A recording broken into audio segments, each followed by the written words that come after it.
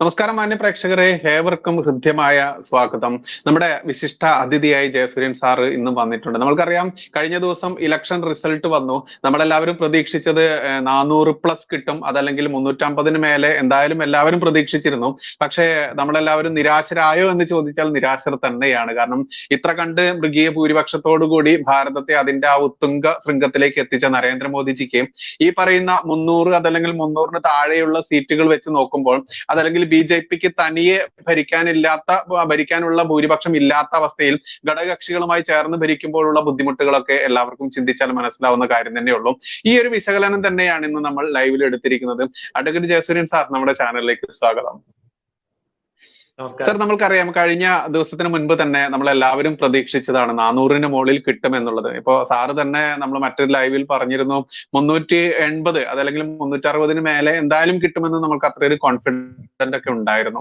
പക്ഷെ എവിടെയാണ് സർ നമുക്ക് ഇപ്പോ യുദ്ധത്തിൽ എവിടെയാണ് നമുക്ക് അടവ് പിഴച്ചത്? അതല്ലെങ്കിൽ നമ്മൾക്ക് എവിടെയാണ് ചതി പറ്റിയോ, അതല്ലെങ്കിൽ അടവ് പിഴയ്ക്കുകയാണോ? എങ്ങനെയാണ് സർ ഇതിന്റെ ഒരു എക്സ്പ്ലനേഷൻ വരികയാണെങ്കിൽ സാറിന്റെ ആ ഒരു വാക്കുകൾ? സത്യത്തിൽ ഇതില് ചതിയാണ് ഉണ്ടായത്. ഇതൊരു അന്താരാഷ്ട്ര ചതിയാണ്. അതിന് ഇന്ത്യയിലെ രാഷ്ട്രീയ പാർട്ടികൾ, പ്രതിപക്ഷ രാഷ്ട്രീയ പാർട്ടികൾ, അതോടൊപ്പം ഇന്റർനാഷണൽ ഫണ്ടിങ് ലഭിക്കുന്ന മറ്റ് സംഘടനകൾ, ഇന്ത്യയിലെ പത്രപ്രവർത്തകർ, ബുദ്ധിജീവികൾ, അങ്ങനെയുള്ള ഒരു വിഭാഗം, ഇവരെല്ലാം വളരെ വളരെ വർഷങ്ങൾക്ക് മുമ്പ് തന്നെ ആസൂത്രണം ചെയ്ത് അതിവിദഗ്ധമായി നടപ്പാക്കിയ ഒരു കൊടും ചതിയാണ് ഈ തരത്തിലുള്ള ഒരു റിസൾട്ടിലേക്ക് നയിച്ചത്. അപ്പോൾ ഇത് വിശദമായി പരിശോധിക്കുമ്പോൾ നമുക്ക് മനസ്സിലാവുന്നത് എവിടെയൊക്കെയാണ് BJP-ക്ക് പരാജയം സംഭവിച്ചത്. BJP-യുടെ സ്ട്രോങ് ഹോൾഡ് ഏരിയകളിൽ ഈ പരാജയം സംഭവിച്ചിട്ടില്ല.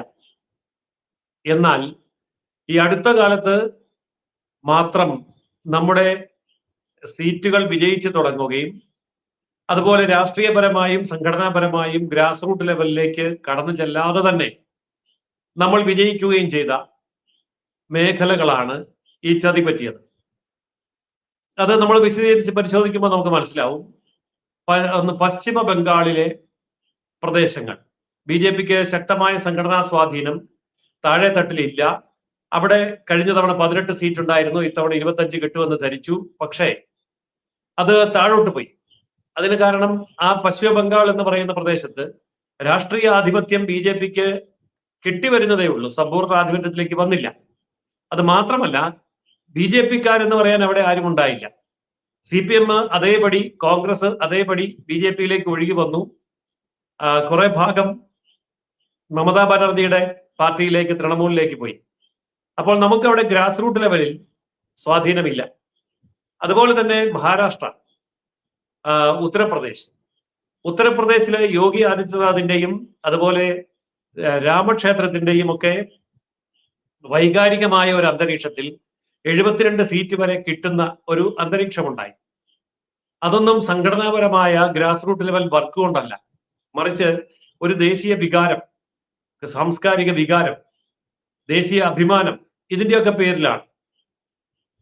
മഹാരാഷ്ട്രയിലും നമുക്ക് ശിവസേനയുടെ സ്വാധീന മേഖലകൾ, ശിവസേനയുടെയും NCP-യുടെയും പിളർപ്പ്, ഈ അനുകൂല രാഷ്ട്രീയ സാഹചര്യമാണ് കഴിഞ്ഞ തവണ BJP-ക്ക് വലിയ മുൻതൂക്കം ഉണ്ടാക്കി കൊടുത്തത്.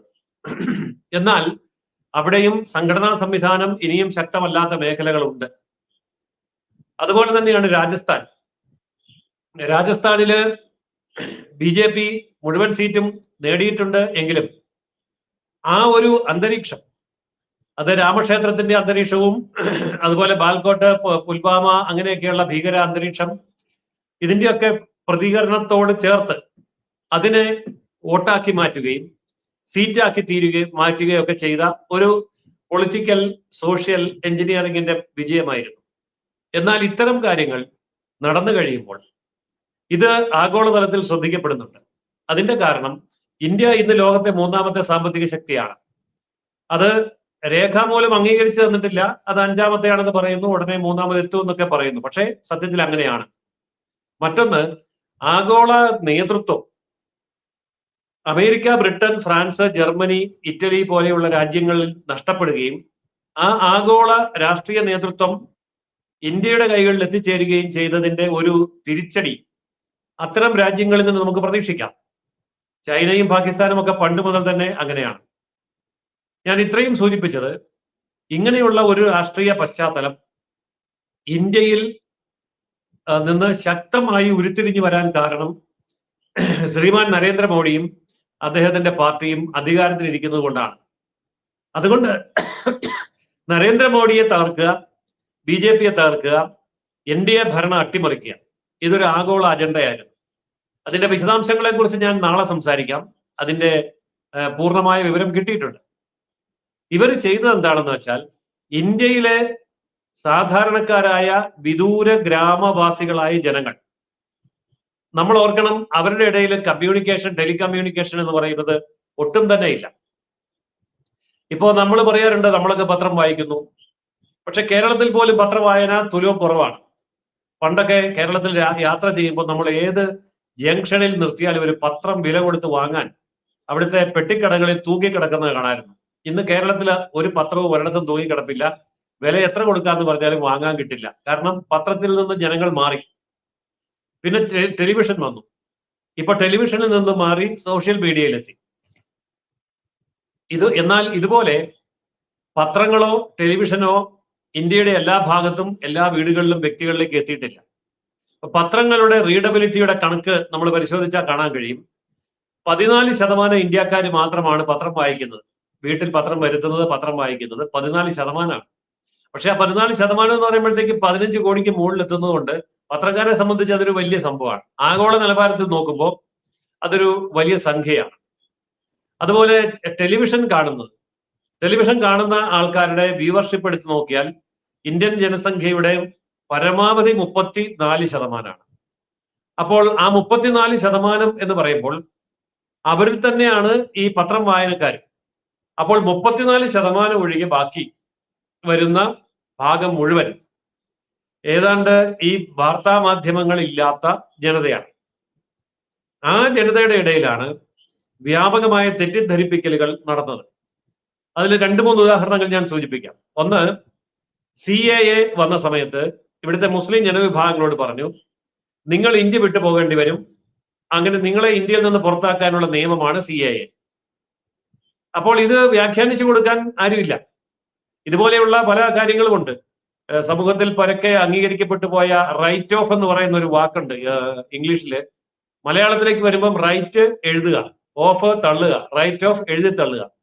സത്യത്തിൽ അത് എഴുതി തള്ളലൊന്നുമല്ല, അത് കേസാക്കുക എന്നുള്ളതാണ് ബാങ്കിന്റെ നടപടിക്രമം. ഇപ്പൊ നമ്മൾ അതേക്കുറിച്ച് സംസാരിച്ച സമയം ഒത്തിരി പോകും. അതുപോലെ തെറ്റിദ്ധരിപ്പിക്കപ്പെട്ട ചില കാര്യങ്ങൾ ഇന്ത്യൻ രാഷ്ട്രീയത്തിലെ ഗ്രാമാന്തരങ്ങളിൽ പ്രചരിപ്പിക്കപ്പെട്ടതാണ് CAA. അതിന് വലിയ ഫലമുണ്ടായില്ല എന്ന് കണ്ടപ്പോൾ അടുത്ത പ്രചരണം കൊണ്ടുവന്നതാണ് കോമൺ സിവിൽ കോഡ്. ഇപ്പൊ കോമൺ സിവിൽ കോഡ് BJP-യുടെ പ്രകടന പത്രികയിലുണ്ട്. BJP-യുടെ നേതാക്കന്മാർ പ്രസംഗിക്കുന്നുണ്ട്. ചാനൽ ചർച്ചകളിൽ നമ്മളോട് ചോദിച്ചാൽ അതായത് കോമൺ സിവിൽ കോഡ് നമ്മുടെ ലക്ഷ്യമാണെന്ന് പറയുകയും ചെയ്യും. പക്ഷെ എന്താണ് ഈ കോമൺ സിവിൽ കോഡ് എന്ന ഒരു ചർച്ച ഇന്ത്യയിലെ സാധാരണക്കാരന് അറിയില്ല. അപ്പോൾ ഗ്രാമാന്തരങ്ങളിലെ പട്ടികജാതി, പട്ടികവർഗ, ആദിവാസി, OBC, പിന്നോക്ക വിഭാഗങ്ങളുടെ ഇടയിൽ ഈ ആശയം കടത്തിവിട്ട ശൈലി വളരെ ആസൂത്രിതമാണ്. അതായത് കോമൺ സിവിൽ കോഡ് വരുന്നു, നിങ്ങൾ കേട്ടില്ലേ? ഞങ്ങൾ കേട്ടു, റേഡിയോയിൽ കേട്ടു, TV-യിൽ കേട്ടു, പത്രത്തിൽ കണ്ടു, സോഷ്യൽ മീഡിയയിലുണ്ട്, പിന്നെ എല്ലാവരും പറയുന്നു കോമൺ സിവിൽ കോഡ് വരുമെന്ന്. അപ്പൊ കോമൺ സിവിൽ കോഡ് വരുന്നത് നല്ലതല്ലേ എന്ന് ഗ്രാമീണൻ ചോദിക്കുമ്പോൾ അവരോടൊരു ചോദ്യമാണ്, നിങ്ങൾക്ക് കോമൺ സിവിൽ കോഡിനെ കുറിച്ച് എന്തറിയാം? അപ്പൊ അവർ പറയും എല്ലാവർക്കും ഒരു നിയമം. അതെന്നേ, എല്ലാവർക്കും ഒരു നിയമം വരും, അതാണ് കോമൺ സിവിൽ കോഡ് BJP പറയുന്നത്. പക്ഷെ അങ്ങനെ BJP പറയുന്ന കോമൺ സിവിൽ കോഡ് വന്നാൽ ഇന്ന് നിങ്ങൾക്ക് ലഭിച്ചുകൊണ്ടിരിക്കുന്ന പട്ടികജാതി ആനുകൂല്യം ഇല്ല, പട്ടികവർഗ ആനുകൂല്യം ഇല്ല, OBC ആനുകൂല്യം ഇല്ല, മുസ്ലിം ആനുകൂല്യം ഇല്ല, ആദിവാസി ആനുകൂല്യം ഇല്ല, പിന്നെ എല്ലാം കോമൺ ആണ്. കോമൺ എന്ന് പറഞ്ഞാൽ എന്താണ്? അത് സമ്പന്ന സവർണ മേധാവിത്വത്തിന്റെ നിയമം എന്താണോ അതനുസരിച്ച് നിങ്ങൾക്കും ജീവിക്കേണ്ടി വരും. അപ്പോൾ നിങ്ങൾ ഇതിന്റെ ഗൗരവം മനസ്സിലാക്കിയില്ല അല്ലേ എന്ന് ചോദിക്കുമ്പോൾ പാവപ്പെട്ട ഗ്രാമീണർ ഈ കോമൺ സിവിൽ കോഡ് എന്ന് പറയുന്നത് ആദ്യമായിട്ട് കേൾക്കാണ്. തെളിവ് സഹിതം കാണിക്കും, പ്രസംഗിക്കുന്ന വീഡിയോ കാണിക്കും, പത്രപ്രസ്താവന കാണിക്കും, BJP-യുടെ പ്രകടന പത്രിക എടുത്ത് കാണിക്കും. ഇത് കണ്ടിട്ട് ഏതെങ്കിലും ഒരു ഗ്രാമീണന് അവിടെ പരിചയമുള്ള ഒരു BJP നേതാവിനോട് ചോദിച്ചെന്നിരിക്കട്ടെ, നിങ്ങൾ കോമൺ സിവിൽ കോഡ് കൊണ്ടുവരുന്നുണ്ടോ? ഞങ്ങൾ തീർച്ചയായിട്ടും കൊണ്ടുവരും എന്ന് അയാൾ പറയും. അപ്പോൾ ഇവരോട് പറയുന്നത് എന്താണ്? കോമൺ സിവിൽ കോഡ് വന്നാൽ നിങ്ങൾ പട്ടികജാതി ആനുകൂല്യം നഷ്ടപ്പെടും, പട്ടികവർഗ ആനുകൂല്യം നഷ്ടപ്പെടും, OBC ആനുകൂല്യം നഷ്ടപ്പെടും, യാതൊരു വിധത്തിലുള്ള ഇന്ന് അനുഭവിക്കുന്ന ഒരു സൗജന്യങ്ങളും നിങ്ങൾക്ക് ലഭിക്കാതെ വരും. നിങ്ങൾ സവർണ മേധാവികളെ പോലെ സമ്പന്നന്മാരെ പോലെ ഉള്ള എല്ലാ ചെലവുകളും ചെയ്ത് കുട്ടികളെ പഠിപ്പിച്ച് മരുന്ന് ഇപ്പൊ സൗജന്യ അരി കിട്ടുന്നത് നിന്ന് പോകും. കോമൺ സിവിൽ കോഡ് വന്നാൽ ഇതൊന്നും ഇല്ല. ഇതാണ് പ്രചരണം നടന്നത്. ഈ പ്രചരണം നടന്നപ്പോൾ സാധാരണ ജനങ്ങൾ അത് വിശ്വസിച്ചു. കാരണം നമുക്കറിയാമല്ലോ, പ്രബുദ്ധ കേരളത്തിൽ പോലും ഇതുപോലെയുള്ള കാര്യങ്ങൾ പറയുമ്പോൾ ആർക്കാണ് മനസ്സിലാവുക? അപ്പൊ ഗ്രാമീണ മേഖലകളിൽ പത്രമില്ല, TV ഇല്ല, നെറ്റ് ഇല്ല, ഇവരുടെ സമ്പർക്കം മാത്രമേ ഉള്ളൂ. അപ്പോൾ ഇങ്ങനെയുള്ള ഗൃഹസമ്പർക്കത്തിലൂടെ വർഷങ്ങൾക്ക് മുമ്പേ ആസൂത്രണം ചെയ്ത് നടപ്പാക്കിയ, തെരഞ്ഞെടുപ്പ് കാലത്ത് ആളിക്കത്തിച്ച ഒരു വികാരമാണ് കോമൺ സിവിൽ കോഡ് വന്നാൽ പട്ടികജാതി പട്ടികവർഗ OBC ആനുകൂല്യങ്ങൾ നഷ്ടപ്പെടും എന്നുള്ളത്. അപ്പോൾ അതിനെതിരെ ഒരു വലിയ ജനരോഷം നിർമ്മിച്ചെടുക്കാൻ യാദവ മുസ്ലിം MY എന്ന് അറിയപ്പെടുന്ന ഉത്തർപ്രദേശിലെ ഒരു കൂട്ടുകെട്ടുണ്ട്, യാദവ മുസ്ലിം. അപ്പൊ യാദവന്മാരും മുസ്ലിങ്ങളും, OBC ആയ യാദവന്മാരും മുസ്ലിങ്ങളും OBC ആണ്, രണ്ടുപേരും കൂടെ ഒന്നിച്ചു ചേർന്നിട്ട് പട്ടികജാതി പട്ടികവർഗ ദളിത് ആദിവാസി എന്ന വികാരം ഉണർത്തിയിട്ട് നമ്മളുടെ ഈ ആനുകൂല്യം എടുത്തു കളയും. അതിനുവേണ്ടി ആണ് 400 സീറ്റ് ചോദിക്കുന്നത്. എന്തിനാണ് ഈ 400 സീറ്റ്? 400 സീറ്റ് കിട്ടിയാൽ അവർക്ക് 5-ൽ 4 ഭൂരിപക്ഷം കിട്ടും. അങ്ങനെ കിട്ടിയാൽ അവർക്ക് ഭരണഘടന തിരുത്താം. ഭരണഘടന തിരുത്തിയാൽ പിന്നെ ഒരു പ്രശ്നവുമില്ല, നിങ്ങളുടെ എല്ലാ അവകാശവും നഷ്ടപ്പെട്ടു. അതുകൊണ്ട് ഭരണഘടനയെ സംരക്ഷിക്കൂ, ഭരണഘടനയെ സംരക്ഷിക്കൂ എന്ന് മുറവിളി കൂട്ടാൻ തുടങ്ങി. രാഹുൽ ഗാന്ധി അവസാനം നടത്തിയ കഴിഞ്ഞ ദിവസത്തെ പത്രസമ്മേളനത്തിലും ഇതേ സാധനമാണ് ഉയർത്തിപ്പിടിച്ചത്. ഇതൊരു വലിയ അജണ്ടയായിരുന്നു. അതായത് ഇന്ത്യൻ ഭരണഘടന എടുത്തു കളയാൻ പോകുന്നു, പട്ടികജാതി പട്ടികവർഗ OBC ആനുകൂല്യം നിർത്തൽ ചെയ്യാൻ പോകുന്നു, മനുഷ്യനെല്ലാം സവർണ മേധാവി സമ്പന്നരെ പോലെ ജീവിക്കാൻ നിർബന്ധിതരാകുന്നു, നിങ്ങൾ ഇതൊന്നും അറിഞ്ഞില്ലേ, ഇതിന്റെ പേരാണ് കോമൺ സിവിൽ കോഡ് എന്നുള്ള പ്രചരണം. ആ പ്രചരണമാണ് വൻതോതിൽ അവിടുത്തെ ജാതി വികാരം ഉയർത്തിക്കൊണ്ടുവരികയും അതനുസരിച്ചുള്ള വോട്ടായിട്ട് മാറുകയും ചെയ്തത്. ഇത് വളരെ വ്യക്തമായിട്ടുള്ള ആസൂത്രണമാണ്. ഏതൊക്കെ മണ്ഡലങ്ങളാണ്? അപ്പൊ നരേന്ദ്രമോദിയുടെ മണ്ഡലം അവര് അതിനുവേണ്ടി കണ്ടുവച്ചു. ഫൈസാബാദ് എന്ന് പറയുന്ന മണ്ഡലത്തിന്റെ ഗ്രാമഗ്രാമാന്തരങ്ങളിൽ ഇതുപോലെയുള്ള കുപ്രചരണങ്ങൾ നടക്കുമ്പോൾ അത് പുറത്തുനിന്ന് നോക്കിയാൽ എന്താ തോന്നുക? കോമൺ സിവിൽ കോഡിനെതിരായി, കോമൺ സിവിൽ കോഡ് നടപ്പാക്കുന്നതിനെതിരായിട്ട് മറ്റുള്ളവർ സംസാരിക്കുന്നു. അതിനിപ്പോ നമുക്ക് അസ്വാഭാവികതയൊന്നും തോന്നുകയില്ല. എന്നാൽ അവര് സംസാരിച്ചത് ഒരു വലിയ അജണ്ടയോട് കൂടിയായിരുന്നു. അത് ആഗോള അജണ്ടയായിരുന്നു. ആ അജണ്ടയെ നടപ്പാക്കാൻ ആസേദ് ഹിമാചലിൽ 39 രാഷ്ട്രീയ പാർട്ടികളെ ഒന്നിച്ച് ഇന്ത്യ മുന്നണി ഉണ്ടാക്കി. കോൺഗ്രസ് മുതൽ CPM വരെയുള്ളവര് അതിൽ കൃത്യമായ അജണ്ട നിശ്ചയിച്ചു. ഈ അജണ്ട നടപ്പാക്കുന്നതിന് ബൗദ്ധികമായ പിന്തുണ കൊടുത്തത് CPIM-ഉം CPI-യുമാണ്. അതുകൊണ്ടാണ് പൊടി പോലും CPIM-ഉം CPI ഇല്ലാത്ത തമിഴ്നാട്ടിലെ 4 സീറ്റും രാജസ്ഥാനിലെ സിക്കാനീർ എന്ന് പറയുന്ന സീറ്റും അവർക്ക് കൊടുത്തത്, അവർ വിജയിച്ചത്. അപ്പോൾ ഇതൊക്കെ ഒരു ആഗോള അജണ്ടയാണ്. അതിനെക്കുറിച്ച് ഞാൻ പിന്നീട് നാളെ വിശദമായിട്ട് പറയാം. അപ്പോൾ ഈ തരത്തിലുള്ള ഒരു നീക്കമാണ് നടന്നത്. എന്നാൽ ബുദ്ധിമാനായ നരേന്ദ്രമോദിക്ക് ഇതൊന്നും കാണാൻ പറ്റിയില്ലേ? BJP ഭരണകൂടം ഇത് തടയണ്ടായിരുന്നോ എന്ന് ചോദിക്കാം. തീർച്ചയായിട്ടും ഇത് കണ്ടെത്തുകയുണ്ടായി. 2020-ൽ ഇതിന്റെ പുറകിൽ പ്രവർത്തിക്കുന്ന ബുദ്ധി കേന്ദ്രങ്ങൾക്കുള്ള വിദേശ സഹായം റദ്ദ് ചെയ്യുകയും ചെയ്തു. അതിനുള്ള ലൈസൻസ് കട്ട് ചെയ്തു. പക്ഷെ അപ്പോഴത്തേക്കും ഈ പ്രചരണം എത്തേണ്ടിടത്തെല്ലാം എത്തിയിരുന്നു. ഇതിന്റെ ഒരു വിഭാഗമാണ് നമ്മുടെ കർഷക സമരം എന്ന നിലയിൽ കർഷക സമരം സംഘടിപ്പിക്കുന്നത്. ഏതായാലും അരവിന്ദ് കെജ്രിവാളിനെ അറസ്റ്റ് ചെയ്ത് മണിക്കൂറുകൾക്കുള്ളിൽ കർഷക സമരം അപ്രത്യക്ഷമായി. അപ്പോൾ ഇതിനെല്ലാം തമ്മിൽ പരസ്പര ബന്ധമുണ്ട്. ആ ബന്ധങ്ങളൊക്കെ നാളെ പുറത്തു വരും. അരവിന്ദ് കെജ്രിവാൾ ഇന്നും കോടതി പോയി, ഇന്നും കോടതി ജാമ്യ അപേക്ഷ തള്ളി എന്ന് പറയുമ്പോൾ തെളിവുണ്ട് എന്ന് തന്നെയാണ് അതിന്റെ അർത്ഥം. അപ്പോൾ വലിയ ഒരു രഹസ്യമാണ് പുറത്തു വരാൻ പോകുന്നത്.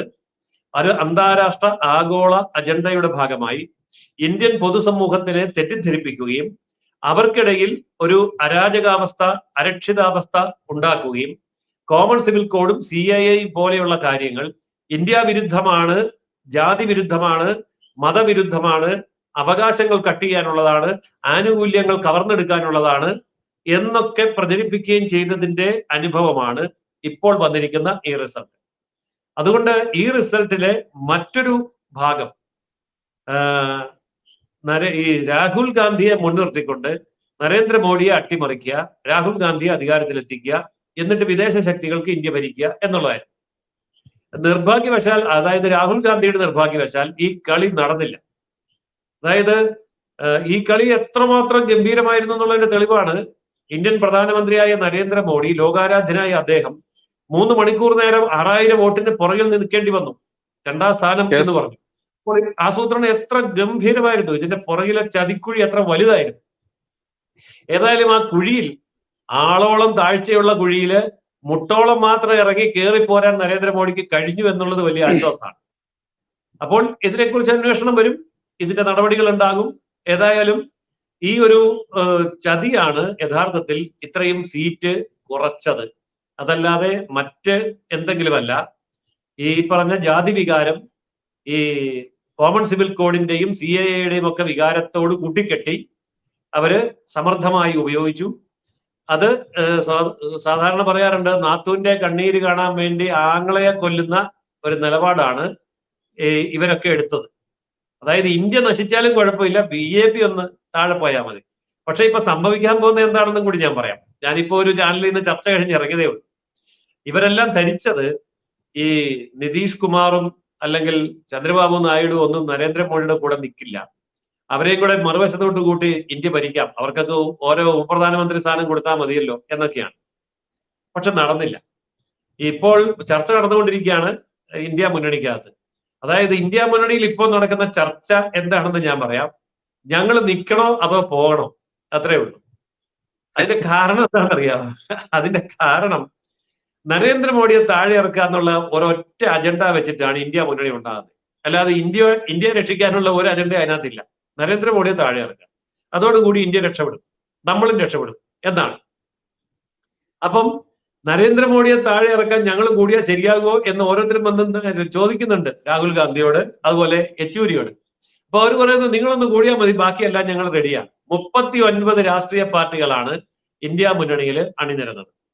ഈ 39 രാഷ്ട്രീയ പാർട്ടികൾ ചോദിച്ച ചോദ്യം ഇത്രയേ ഉള്ളൂ, ഞങ്ങൾ കൂടെ നിൽക്കാം, നിങ്ങൾ പ്രധാനമന്ത്രിയാകുമോ, നരേന്ദ്രമോദി അട്ടിമറിക്കാൻ പറ്റുമോ, നമ്മുടെ കച്ചവടം ശരിയായിട്ട് പോകുമോ, നമ്മുടെ വീട്ടില് പോലീസ് വരാതിരിക്കുമോ, ഒന്നും പേടിക്കേണ്ട, നരേന്ദ്രമോദിയെ നമ്മൾ അട്ടിമറിക്കുക, അതിനുള്ള എല്ലാ കളിയും ഒപ്പിച്ചു വെച്ചിട്ടുണ്ട്, നിങ്ങളൊന്ന് കൂടെ നിന്നാൽ മതി എന്ന് പറഞ്ഞു. കൂടെ നിന്നു, വോട്ട് ചെയ്തു. കോൺഗ്രസിന് മാത്രം ഇഷ്ടം പോലെ സീറ്റ് കിട്ടി, ബാക്കിയുള്ളവർക്കൊന്നും പുരോഗമിക്കാൻ പറ്റിയില്ല. ഇപ്പൊ DMK സംബന്ധിച്ചിടത്തോളം DMKക്ക് ഈ പറഞ്ഞ മുന്നണിക്കകത്ത് ചേർന്നില്ലെങ്കിലും നഷ്ടമൊന്നുമില്ല, ലാഭവും ഇല്ല, നഷ്ടവും ഇല്ല. ആകെപ്പാടെ നഷ്ടമേ ഉള്ളൂ, ഇവർക്കെല്ലാം കുറെ സീറ്റ് കൊടുക്കണം, അത് പുള്ളി കൊടുക്കുകയും ചെയ്തു. അതുപോലെ തന്നെ മമതാ ബാനർജി, അതുകൊണ്ട് അവർ രണ്ടുപേരും വിട്ടുനിന്നു, അവരുടേതായ നിലപാടിൽ ഉറച്ചു. എന്നാൽ സംഭവിച്ചത് എന്താണ്? നരേന്ദ്രമോദി അട്ടിമറിക്കുമെന്ന് ഉറപ്പ് നൽകി സത്യപ്രതിജ്ഞ ചെയ്ത് കൈപിടിച്ച് പൊക്കിയിട്ട് ഈ മുന്നണിക്ക്, ഈ നേതാവിന്, ഈ നേതൃത്വത്തിന് നരേന്ദ്രമോദി അട്ടിമറിക്കാൻ കഴിഞ്ഞില്ല. ഇപ്പോൾ ഇന്ത്യ മുന്നണിക്കകത്ത് രാഹുൽ ഗാന്ധിയുടെ കൂടെ നിൽക്കുന്നവർക്ക് എല്ലാവർക്കും ഒരു ഭയം കുടുങ്ങിയിട്ടുണ്ട്. ഭയം ഇതാണ്, ഇപ്പുറത്തായി പോവുകയും ചെയ്തു, വീണ്ടും നരേന്ദ്രമോദി അധികാരത്തിൽ വരികയും ചെയ്തു. അപ്പോൾ ഇനി നമുക്കെതിരെ എന്തെങ്കിലും നടപടി എടുത്താൽ ആര് രക്ഷിക്കും? ഇതാണ് ഇന്നിപ്പോ ഇന്ത്യ മുന്നണിയിലെ ചർച്ച. അതുകൊണ്ട് ഇന്നത്തെ ഇന്ത്യ മുന്നണി യോഗം കഴിയുന്നതോടെ, 8-ാം തീയതി നരേന്ദ്രമോദി സത്യപ്രതിജ്ഞ ചെയ്യുന്നതോടെ ഇന്ത്യ മുന്നണി അടിച്ചു പിരിയും. അടിച്ചു പിരിയുമെന്ന് മാത്രമല്ല, രാഹുൽ ഗാന്ധിക്കെതിരെ ശക്തമായ പ്രതിഷേധം ഉണ്ടാവും. ഞങ്ങളെയൊക്കെ പറഞ്ഞു പറ്റിച്ച് മുന്നണി ഉണ്ടാക്കി ചാടിച്ചുകൊണ്ട് വന്നു, ഞങ്ങളൊക്കെ സുഖമായിട്ട് ഒരു സംസ്ഥാനത്ത് കഴിഞ്ഞുകൊണ്ടിരുന്നതാണ്, ഇപ്പൊ കടിച്ചതുമില്ല പിടിച്ചതുമില്ല, ഇപ്പൊ നരേന്ദ്രമോദിയുടെ കണ്ണിലെ കരടാകുകയും ചെയ്തു, ഇനി ഈശ്വര എന്തൊക്കെയാ വരാൻ പോകുന്നതെന്ന് ഇവർക്ക് അറിയില്ല. അതുകൊണ്ട് എങ്ങനെയെങ്കിലും രക്ഷിക്കണേ എന്ന് പറഞ്ഞ് നരേന്ദ്രമോദിയുടെ മുന്നണിയിൽ പോയി കയറാൻ വേണ്ടി ഇവര് ഓട്ടം തുടങ്ങും. അങ്ങനെ ഘടകകക്ഷികൾ വിട്ടുപോകുമ്പോൾ സംഭവിക്കാവുന്ന മറ്റൊരു കാര്യം, ഇപ്പൊ എല്ലാവരും പറയുന്നുണ്ട് BJPക്ക് ഒറ്റയ്ക്ക് ഭൂരിപക്ഷം ഇല്ല, ഒറ്റയ്ക്ക് ഭൂരിപക്ഷം വേണമെങ്കിൽ ഇനിയും 10-30 സീറ്റ് വേണം. ഈ 30 സീറ്റ് ഉണ്ടാക്കാൻ BJPക്ക് ഇനി വളരെ എളുപ്പമാണ്. കാരണം 99 സീറ്റ് കോൺഗ്രസിനകത്തുണ്ട്.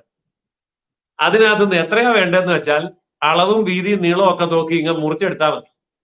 അത് മുറിച്ചെടുക്കൊന്നും വേണ്ട, ഒന്ന് കണ്ണ് കൈ കാണിച്ചാൽ മതി, ഇങ്ങനെ പോരും. കാരണം ഇപ്പോ ഇവിടെ നിന്ന് മന്ത്രിയാകാന്നും കരുതി പോയി MP ആയിട്ട് ഒന്നും ആയില്ല എന്നുണ്ടെങ്കിൽ അപ്പുറത്തോട്ട് ചെന്നാൽ എന്താവാകാം എന്ന് തോന്നിക്കഴിഞ്ഞാൽ BJPക്ക് ഒറ്റയ്ക്ക് ഭൂരിപക്ഷം ഉണ്ടാക്കാൻ എത്ര പേരെയാണോ വേണ്ടത് അത്രയും പേര് ഈ കോൺഗ്രസ് പാർട്ടിക്കകത്തുനിന്ന് BJPയിലേക്ക് ഒഴുകിപ്പോയാലും അത്ഭുതപ്പെടാനില്ല. 8-ാം തീയതി സത്യപ്രതിജ്ഞയ്ക്ക് ശേഷം ഇന്ത്യൻ നാഷണൽ കോൺഗ്രസ് നെടുകെ പിളർന്നുകൊണ്ട് അതിനകത്ത് ഭൂരിപക്ഷം MP-മാരും ഒന്നെങ്കിൽ വേറൊരു പാർട്ടി രൂപീകരിച്ചോ അതല്ലെങ്കിൽ BJPയിൽ ലയിച്ചോ നരേന്ദ്രമോദിയുടെ ഭരണകൂടത്തിന്റെ ഭാഗമായി തീരാനാണ് സാധ്യത. അതിനു മുമ്പ് ഘടകകക്ഷികൾ വിട്ടുപോകും. അപ്പോ ഇതാണ് ഇപ്പോൾ വന്നിരിക്കുന്ന കാര്യം. സത്യത്തിൽ ഈ ഒരു ചതിക്കുഴി ഒരുക്കിയിടത്താണ് ഇന്ത്യൻ ജനാധിപത്യത്തെയും നമ്മുടെ കെട്ടുറപ്പിനെയും സാഹോദര്യത്തെയും നിലനിൽപ്പിനെയും എല്ലാം ഭരണഘടന കാണിച്ച് ഭയപ്പെടുത്തുകയായിരുന്നു. ഇത് നരേന്ദ്രമോദി തട്ടിക്കൊണ്ടുപോകും. അതുകൊണ്ട് നമുക്കൊന്ന് ചിന്തിക്കണം. പക്ഷെ ഇപ്പോൾ ഒന്നിച്ചു നിന്നിട്ട് കാര്യമില്ല. നരേന്ദ്രമോദി വീണ്ടും വന്നു. ഭരണഘടനയ്ക്ക് ഒരു കുഴപ്പമില്ല എന്നുള്ളത് അദ്ദേഹം സത്യപ്രതിജ്ഞ ചെയ്ത് മുന്നോട്ട് ഭരിക്കുമ്പോൾ എല്ലാവർക്കും മനസ്സിലാവുകയും ചെയ്യും. അപ്പോൾ ഇതാണിപ്പോൾ ഉള്ള രാഷ്ട്രീയ സാഹചര്യം. ഈ സാഹചര്യം അടുത്ത ദിവസങ്ങളിൽ വളരെ കലുഷിതമാകും. മോദി മന്ത്രിസഭയുടെ 3-ാം മോദി മന്ത്രിസഭയുടെ സത്യപ്രതിജ്ഞയ്ക്ക് ശേഷം വൻപിച്ച കൂട്ടയടിയായിരിക്കും ഇന്ത്യ മുന്നണിക്കകത്ത് സംഭവിക്കാൻ പോകുന്നത്. സാറേ, നമുക്ക് പറയാം, ഇപ്പൊ തന്നെ ഒരു ആധികാരികമാണോ എന്ന് എനിക്കറിയില്ല. ഇപ്പൊ തന്നെ ഒരു പുറത്തൊരു ഫ്ലാഷ് ന്യൂസ് കേൾക്കുന്നുണ്ട്. 7ഓളം സ്വതന്ത്ര സ്ഥാനാർത്ഥികൾ, 18ഓളം ഉണ്ടായിരുന്നതിൽ നിന്ന് 7ഓളം ഇതിലേക്ക് ഇപ്പോൾ തന്നെ വന്നു എന്നുള്ളൊരു വാർത്ത കേൾക്കുന്നുണ്ട്. ഒരു സ്ഥിരീകരണം വ്യക്തമല്ല. എന്തായാലും ഹരിപ്രസാദ് മേനോൻജി തൃശ്ശൂരിലെ ആഘോഷമൊക്കെ കഴിഞ്ഞ് വളരെ ക്ഷീണിതനായി എത്തിയിട്ടുള്ളതാണ്. തൃശ്ശൂരിൽ എന്താ പറയാ, ലോകം കാണുന്ന രീതിയിൽ തന്നെ അത്തരത്തിലുള്ള ഒരു ആഘോഷം നടന്നുകൊണ്ടിരിക്കുന്നത് ഞാനും കണ്ടു സോഷ്യൽ മീഡിയയിലൂടെ. എന്തായാലും കൃത്യമായിട്ട് നമ്മുടെ കേരളത്തിനെ വിലയിരുത്തിയിട്ടാണെങ്കിലും നമ്മുടെ ദേശീയ തലത്തിനെ വിലയിരുത്തിയിട്ടാണെങ്കിലും ഹരിപ്രസാദ് മേനോൻജി കൃത്യമായിട്ടും എല്ലാ മേഖലയിലും ഇടപെടുന്ന ഒരു വ്യക്തി എന്നുള്ള നിലയ്ക്ക് തന്നെ ഇപ്പൊ ജയസൂര്യൻ സാർ പറയുന്ന ആദ്യത്തെ 6-7 മിനിറ്റ് മാത്രമേ അങ്ങ് കേൾക്കാത്തതുള്ളൂ. എങ്ങനെയാണ് അദ്ദേഹം പറഞ്ഞു നിർത്തിയിടത്തു നിന്ന് തന്നെ തുടങ്ങുകയാണെങ്കിൽ എങ്ങനെയാണ് അങ്ങയുടെ ഒരു വീക്ഷണം വരുന്നത്? പൊതുവില് ഞാൻ ജയസൂര്യൻ സാറിന്റെ അഭിപ്രായത്തിനോട് എപ്പോഴും യോജിച്ചു നിൽക്കുന്ന ആളാണ്. പക്ഷെ ഇന്ന് അദ്ദേഹത്തിന്റെ അഭിപ്രായത്തെ ഘടകവിരുദ്ധമായിട്ട് ഖണ്ഡിക്കണം എന്നുള്ള അഭിപ്രായക്കാരനാണ് ഞാൻ. കാര്യം അദ്ദേഹം പറഞ്ഞത് ഒന്നും ഇന്ത്യയിൽ നടക്കാൻ പോകുന്നില്ല. പ്രത്യേകിച്ച് അവസാനം പറഞ്ഞ ഇന്ത്യ ബ്ലോക്ക് അടിച്ചു പിരിയുന്ന ആ ഒരു കാര്യം നോക്കൂ. അദ്ദേഹം പറഞ്ഞതിൽ ഒരു കാര്യം ഞാൻ അംഗീകരിക്കുകയാണ്. നരേന്ദ്രമോദിയെ ഇറക്കുക എന്നത് മാത്രമായിരുന്നു ഇവരുടെ കോമൺ അജണ്ട. അതിന്റെ അപ്പുറത്ത് ഇവർക്ക് ഒരു യൂണിറ്റി കൊണ്ടുവരാൻ സാധിക്കില്ല എന്നുള്ളത് 100% ഉറപ്പുള്ള കാര്യമാണ്. അതിന് യാതൊരു തർക്കവുമില്ല. പക്ഷേ ഇന്ത്യൻ ജനാധിപത്യത്തെ നമ്മൾ ഇത്ര കണ്ട് എന്താ പറയുക, ഒരു BJP വിളിച്ചാൽ പോരുന്ന അവസ്ഥയിലേക്ക് എപ്പോഴും മാറുന്നു എന്നുള്ള രീതിയിൽ നമ്മൾ കണക്കാക്കുന്നത്, അല്ലെങ്കിൽ അത്തരത്തിലുള്ള ഒരു കണക്കിലേക്ക് പോയത് ആണ് BJPക്ക് ഈ ഇലക്ഷനിൽ കിട്ടിയ ഏറ്റവും വലിയ തിരിച്ചടിയുടെ കാര്യം. ഞാൻ അങ്ങനെയാണ് ഇതിനെ വിലയിരുത്താൻ ആഗ്രഹിക്കുന്നത്. UP-യില് ജയസൂര്യൻ സാറ് പറഞ്ഞത് അക്ഷരാർത്ഥത്തിൽ ശരിയായിരുന്നു. UP-യില് ഒരു വലിയ എന്താ പറയുക, ഒരു വലിയ വാട്സപ്പ് ഗ്രൂപ്പുകൾ ക്രിയേറ്റ് ചെയ്തുകൊണ്ട് കൃത്യമായിട്ട് ഇത്തരത്തിൽ OBC വിഭാഗത്തിൽപ്പെട്ട ആളുകളെയും SC വിഭാഗത്തിൽപ്പെട്ട ആളുകളെയും ടാർഗറ്റ് ചെയ്തുകൊണ്ട് നിങ്ങളുടെ റിസർവേഷൻ പോകാൻ പോകുന്നു, BJP യൂണിഫോം സിവിൽ കോഡ് കൊണ്ടുവരാൻ പോകുന്നു, അതോടൊപ്പം തന്നെ സാമ്പത്തിക സംവരണം ഏർപ്പെടുത്തുവാൻ പോകുന്നു. അപ്പോ അങ്ങനെയൊക്കെ വരുമ്പോൾ നിങ്ങൾക്ക് ഇപ്പോൾ കിട്ടുന്ന ആനുകൂല്യങ്ങളെല്ലാം ഇല്ലാതാകും എന്നുള്ള ഒരു വലിയ പ്രൊപ്പഗാൻഡ അവർക്ക് കൃത്യമായിട്ട് ജനങ്ങളിലേക്ക്, അല്ലെങ്കിൽ ഇതിന്റെ ഈ SC വിഭാഗത്തിൽപ്പെട്ട ആളുകളിലേക്കും OBC വിഭാഗത്തിൽപ്പെട്ട ആളുകളിലേക്കും എത്തിക്കാൻ സാധിച്ചു എന്നുള്ളതും, ജാതി രാഷ്ട്രീയം ഒരു പരിധി വരെ UP-യിൽ ഇല്ലാതായത് വീണ്ടും ഈ OBC SC എന്നുള്ള രീതിയിൽ ഈ റിസർവേഷനെ മുൻനിർത്തി തിരിച്ചു കൊണ്ടുവരാൻ സാധിച്ചു എന്നുള്ളതുമാണ് തത്വത്തിൽ UP-യിലെ വലിയ പരാജയത്തിന്റെ അടിസ്ഥാന കാരണം.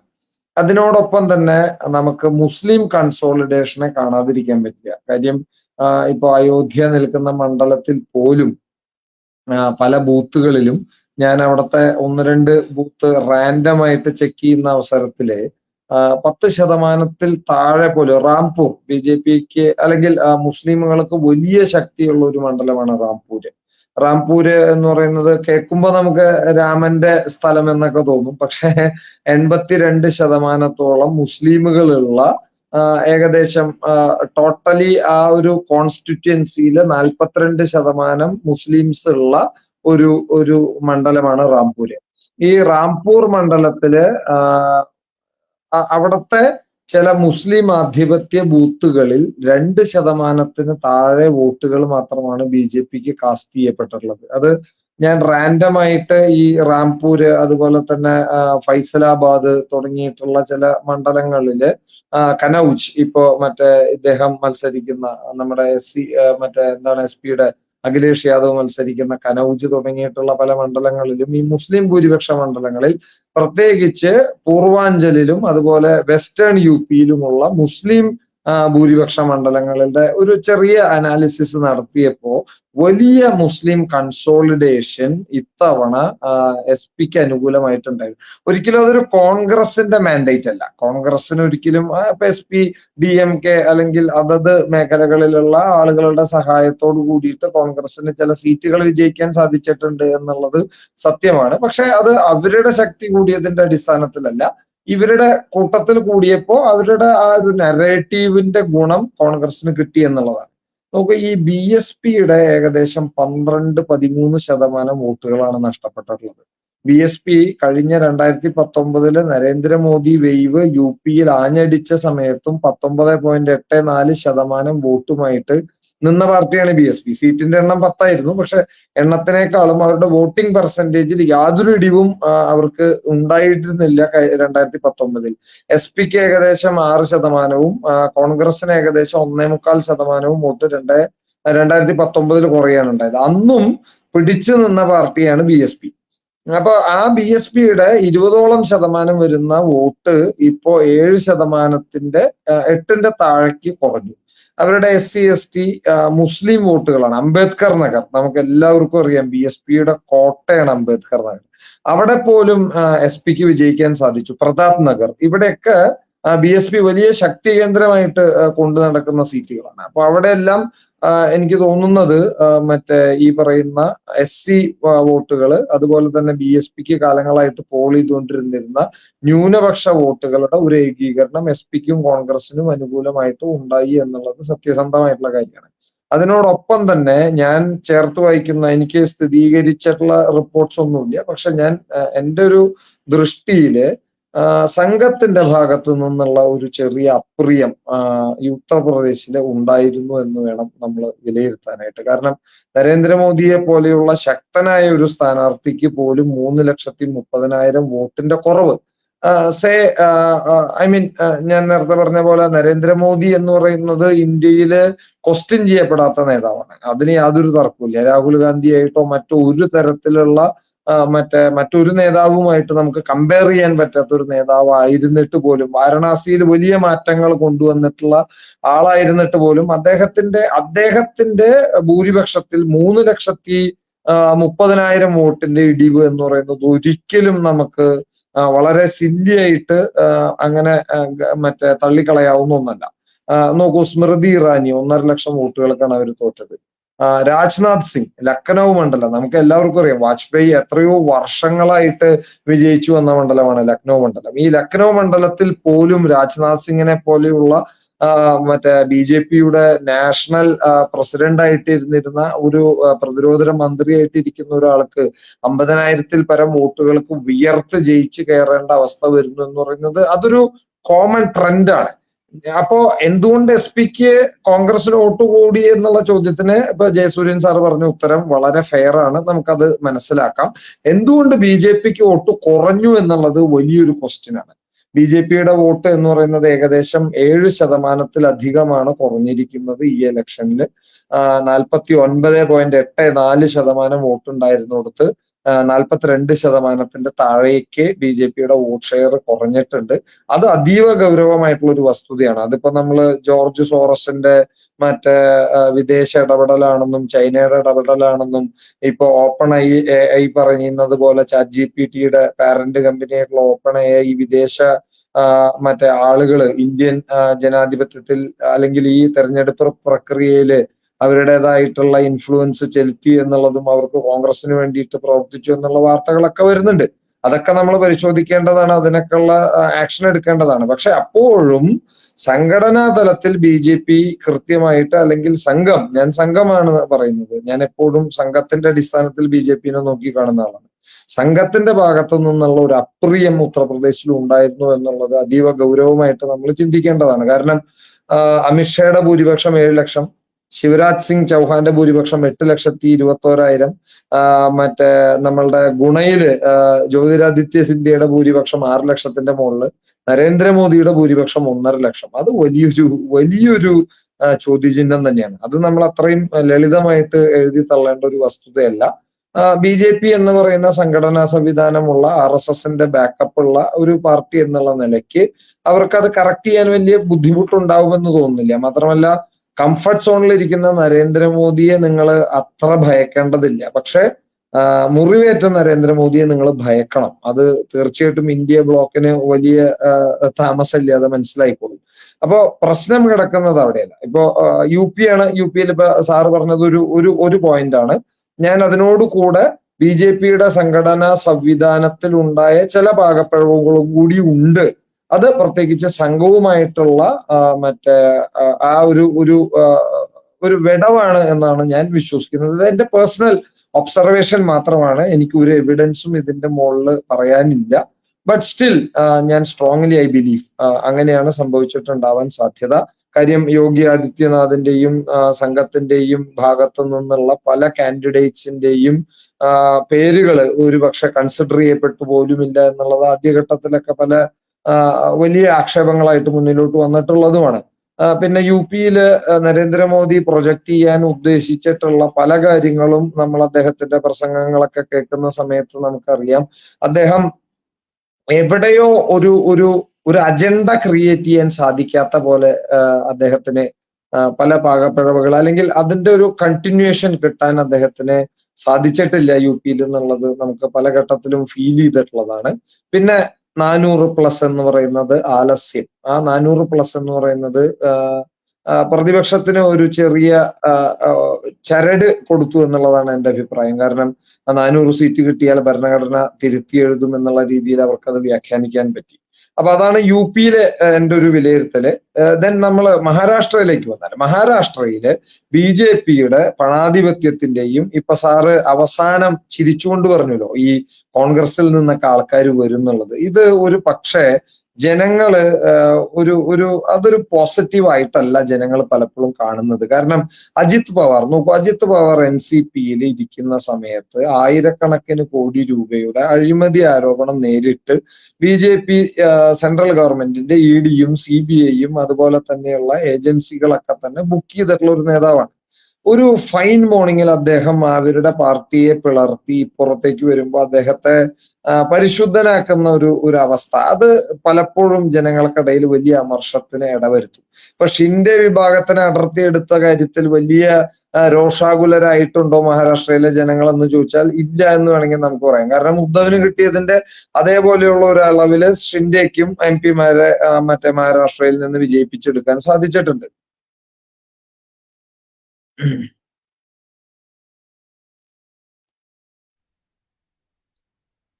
തുടർന്നോളൂ ഹരിപ്രസാദ്ജി, കേൾക്കുന്നുണ്ടെങ്കിൽ തുടർന്നോളൂ.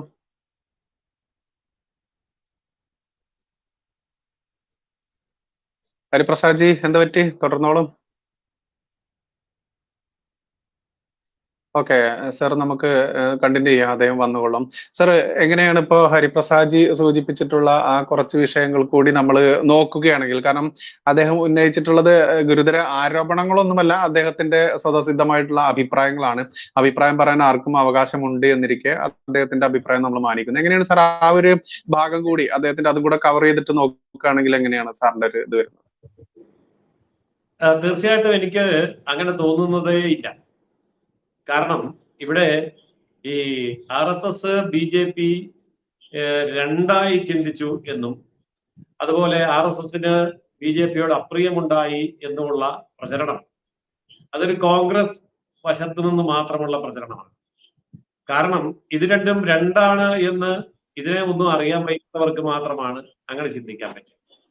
യഥാർത്ഥ ഈ വരാൻ പോകുന്ന RSSന്റെ 100ാം വാർഷികം ഇന്ത്യയുടെ ഏറ്റവും പ്രധാനപ്പെട്ട മുന്നേറ്റം.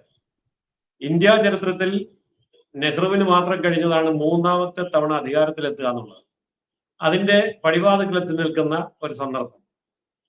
ഇങ്ങനെ ആഗോളതലത്തിൽ നമുക്ക് കിട്ടിക്കൊണ്ടിരിക്കുന്ന അംഗീകാരവും നമ്മൾ നേരിട്ടുകൊണ്ടിരിക്കുന്ന ശത്രുതാ മനോഭാവവും ഇതിനൊക്കെ വളരെ വലിയ ശക്തിയായി മഹാമേരു പോലെ നിൽക്കുന്ന നരേന്ദ്രമോദിയെ ദുർബലപ്പെടുത്തുന്ന ഒരു നീക്കവും RSSന്റെ ഭാഗത്തു നിന്നുണ്ടാവും എന്ന് ഞാൻ കരുതുന്നില്ല. കാരണം ഇദ്ദേഹവും ഒരു RSS പ്രചാരകനാണ്.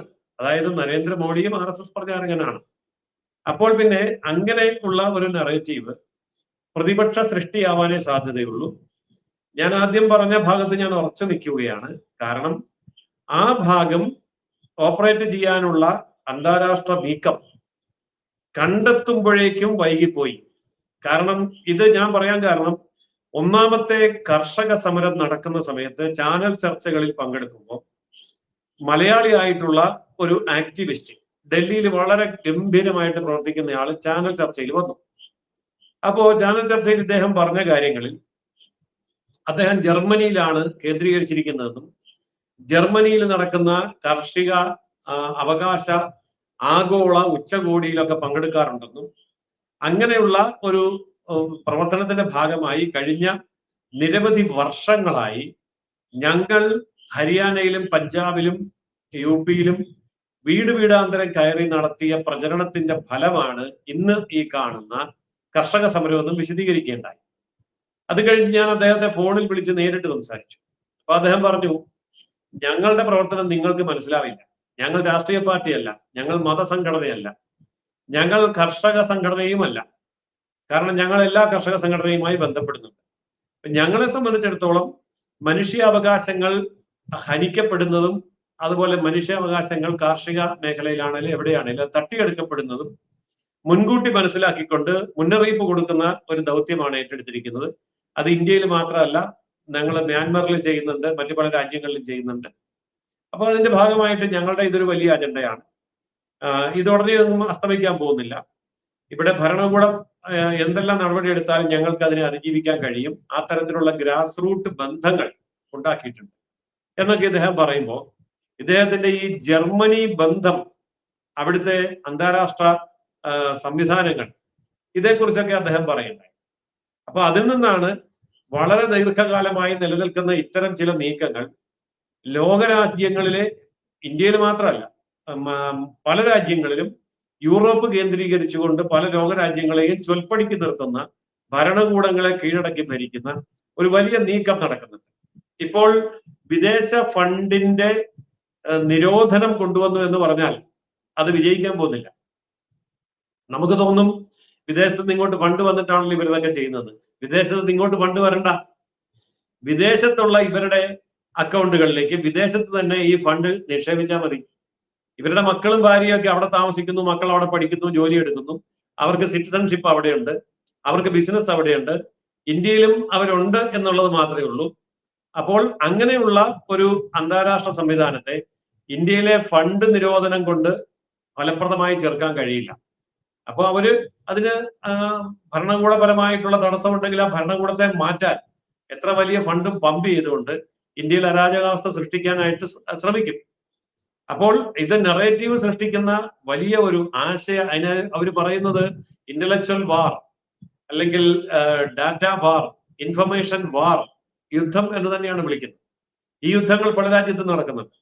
അപ്പോൾ അതിന്റെ ഭാഗമായിട്ടുള്ള ഒരു യുദ്ധത്തെയാണ് ഈ തെരഞ്ഞെടുപ്പിൽ നരേന്ദ്രമോദി സർക്കാർ നേരിട്ടത്. അത് ആഗോളതലത്തിലുള്ള ഒരു ലോകമഹായുദ്ധം തന്നെയാണ്.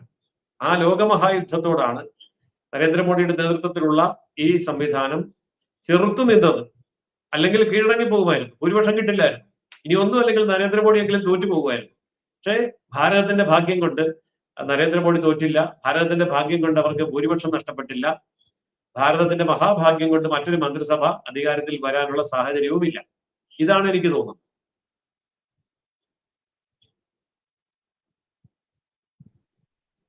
ഓക്കെ, ഹരിപ്രസാദ് ജി, അങ്ങയുടെ നെറ്റ് പോയത് കൊണ്ടായിരിക്കാം. എന്തായാലും അങ്ങ് നിർത്തിയെടുത്തു നിന്ന് തന്നെ കണ്ടിന്യൂ ചെയ്തോളൂ. അല്ല, അപ്പൊ ഞാൻ പറഞ്ഞു വന്നത് മഹാരാഷ്ട്ര സംസ്ഥാനം നോക്കൂ. ഈ ഇലക്ഷനിൽ നമ്മുടെ എല്ലാം നിരീക്ഷണം തെറ്റിയത് UPയിലാണ്. അതുപോലെ ഇപ്പൊ ഹരിയാന എക്സ്പെക്റ്റഡ് ആയിരുന്നു. ഞാനടക്കമുള്ള പല ആളുകളും 5 സീറ്റ് 6 സീറ്റ് ഹരിയാനയിൽ, അതിലപ്പുറത്തേക്ക് ഹരിയാനയിൽ പോവാൻ സാധ്യതയില്ല എന്ന് തന്നെയാണ് നിരീക്ഷിച്ചിരുന്നത്. രാജസ്ഥാനില് ഞാൻ എക്സ്പെക്ട് ചെയ്തിരുന്നത് ഒരു 8 സീറ്റിന്റെ കുറവാണ്. പക്ഷെ അത് കുറച്ചും കൂടെ അതൊരു 10 11 മാറിയിട്ടുണ്ട്. ഇനി അതുപോലെ തന്നെ മഹാരാഷ്ട്രയിലെ BJPയുടെ വലിയ സെറ്റ്ബാക്ക് നമ്മൾ ഒരിക്കലും BJP അല്ലെങ്കിൽ NDA മുന്നണിക്ക് 25-ൽ താഴെ സീറ്റ് മഹാരാഷ്ട്രയിൽ എക്സ്പെക്ട് ചെയ്തിട്ടുള്ളതല്ല. ഇത് സത്യത്തില് മഹാരാഷ്ട്രയിലെ ഒരു കോമ്പിനേഷൻ വർക്ക് ചെയ്യാതെ പോയത് കൊണ്ടാണ് എന്നാണ് ഞാൻ മനസ്സിലാക്കുന്നത്. കാര്യം അവിടെ BJPക്ക് അടിസ്ഥാനപരമായിട്ട് ഒരു എന്താ പറയുക, ഒരു ആന്റി ഇൻകംബൻസിയോ ഹെവി ആയിട്ടുള്ള മോഡിയോടുള്ള എതിർപ്പോ അല്ലെങ്കിൽ ഏതെങ്കിലും തരത്തിൽ അവര് ദേശീയതയോട് ചേർന്ന് നിൽക്കാത്ത ആൾക്കാരായിട്ടൊന്നുമല്ല. ഇപ്പൊ ഈ മറ്റേ കർഷക സമരത്തിന്റെ ഭാഗമൊക്കെ ആയിട്ട് ബാക്കി എല്ലാ പഞ്ചാബും ഹരിയാനയൊക്കെ വലിയ രീതിയിൽ പങ്കെടുക്കുന്ന സമയത്തും മഹാരാഷ്ട്രയിലെ വലിയ പ്രശ്നങ്ങളൊന്നുമില്ലാതെ മുന്നിലേക്ക് പോയതൊക്കെ നമ്മൾ കണ്ടിട്ടുള്ളതാണ്. അവിടെ കൊളീഷൻ അജിത് പവാറുമായിട്ടുള്ള ഒരു കൊളീഷൻ BJPക്ക് വലിയ തോതിൽ ദോഷം ചെയ്തു എന്നുള്ളതാണ് ഞാനൊന്ന് വിലയിരുത്തുമ്പോൾ എനിക്ക് തോന്നിയിട്ടുള്ളത്. അതുപോലെ തന്നെ ഒരു പക്ഷേ ഈ ഉദ്ധവ് താക്കറെക്ക് അനുകൂലമായിട്ട് ഒരു തരംഗം അവിടെ ഉണ്ടായി എന്ന് ഞാൻ വിശ്വസിക്കുന്നില്ല. പക്ഷെ ശരത് പവാറിന് അനുകൂലമായിട്ടുള്ള ഒരു തരംഗമല്ലെങ്കിലും ഒരു സപ്പോർട്ട് അദ്ദേഹത്തിന് അവിടെ കിട്ടിയിട്ടുണ്ട്. BJPയെ സംബന്ധിച്ച് BJPക്ക് ഇപ്പൊ അതുപോലെ തന്നെ ബംഗാൾ നോക്കൂ. ബംഗാളിൽ ഞാൻ വലിയ സർപ്രൈസ് എക്സ്പെക്ട് ചെയ്തിരുന്ന സംസ്ഥാനമാണ്. ഞാൻ പല ചാനൽ ചർച്ചകളിലും എനിക്ക് തോന്നുന്നത് ഞാൻ അത് മെൻഷൻ ചെയ്യാറുണ്ട്. ഒന്ന് ബംഗാൾ ആവും, ഈ രണ്ടിൽ ഒന്നാണ് ബംഗാളിൽ ഉണ്ടാകാൻ സാധ്യത. അവിടെയും വലിയ രീതിയിൽ ഇത്തരത്തിൽ ന്യൂനപക്ഷ വോട്ടുകളുടെ കേന്ദ്രീകരണം മമതാ ബാനർജിക്ക് അനുകൂലമായിട്ടുണ്ടായിട്ടുണ്ട്. അതെല്ലാ കാലത്തും ഉള്ളതാണ്. അത് അവർക്ക് കുറച്ചും കൂടെ എഫക്റ്റീവായിട്ട് ഇത്തവണ നേടിയെടുക്കാൻ സാധിച്ചു. കഴിഞ്ഞ തവണ BJPയെ സപ്പോർട്ട് ചെയ്തിരുന്ന ഒരു വലിയ വിഭാഗം ആളുകൾ കമ്മ്യൂണിസ്റ്റ് അല്ലെങ്കിൽ ആ പശ്ചാത്തലത്തിൽ നിന്ന് വന്ന കുറച്ച് ആളുകൾ തിരിച്ച് കമ്മ്യൂണിസ്റ്റ് വിഭാഗത്തിലേക്ക് അല്ലെങ്കിൽ അവരുടെ ആ പാരന്റ് ഭാഗത്തേക്ക് തിരിച്ചു പോയിട്ടുണ്ട്. അവിടെ അക്രമങ്ങളെയും അതുപോലെ തന്നെ ജനങ്ങൾ നേരിടുന്ന ഇപ്പൊ ഒരു BJPക്കാരനാണ് എന്നുള്ളത് കൊണ്ട് പല ഗ്രാമവാസികളും പല മേഖലകളിലുമുള്ള ആളുകൾ നേരിടുന്ന പ്രയാസങ്ങൾക്കെതിരെ കൃത്യമായ നടപടിയെടുക്കുന്നതിൽ കേന്ദ്ര സർക്കാർ പരാജയപ്പെട്ടു എന്നുള്ളത് പറയാതിരിക്കാൻ വയ്യ. അതുപോലെ തന്നെ നമ്മൾ ലൈവ് കണ്ടതാണ്, പല മണ്ഡലങ്ങളിലും തൃണമൂൽ കോൺഗ്രസിന് ശക്തിയുള്ള മേഖലകളില് എലക്ഷൻ ബാലറ്റ് ആ പെട്ടിയുടെ മുകളില് BJPയുടെ ചിഹ്നവും സ്ഥാനാർത്ഥിയുടെ പേരും എഴുതിയതിന്റെ നേരെ സെല്ലോ ടൈപ്പ് ഒട്ടിച്ചു വെച്ചിരിക്കുകയാണ്. ഇനിയിപ്പോ ഈവൺ ഇഫ് നിങ്ങൾക്ക് അവിടെ വന്ന് വോട്ട് ചെയ്യണമെന്നുണ്ടെങ്കിൽ പോലും ആ സ്ഥലത്ത് അത് പ്രസ് ചെയ്യാൻ പോലും സാധിക്കാത്ത രീതിയിൽ അത്രയ്ക്കുമുള്ള കാര്യങ്ങളൊക്കെ പലയിടങ്ങളിലും നടന്നതായിട്ടുള്ള വീഡിയോകളൊക്കെ നമ്മൾ സോഷ്യൽ മീഡിയയിൽ കണ്ടിട്ടുള്ളതാണ്.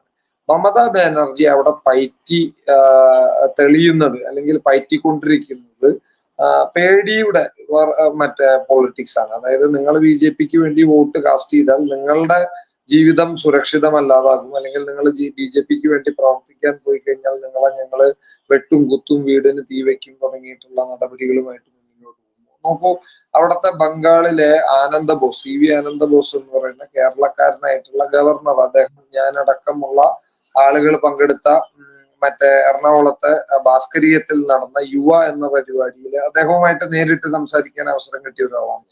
അപ്പൊ അദ്ദേഹം വളരെ സുദീർഘമായിട്ട് അന്ന് പ്രസംഗിക്കേണ്ടായി. അവിടെ നടന്ന കാര്യങ്ങളെയൊക്കെ അദ്ദേഹം കണ്ടതും കാര്യങ്ങളൊക്കെ പറയേണ്ടായി.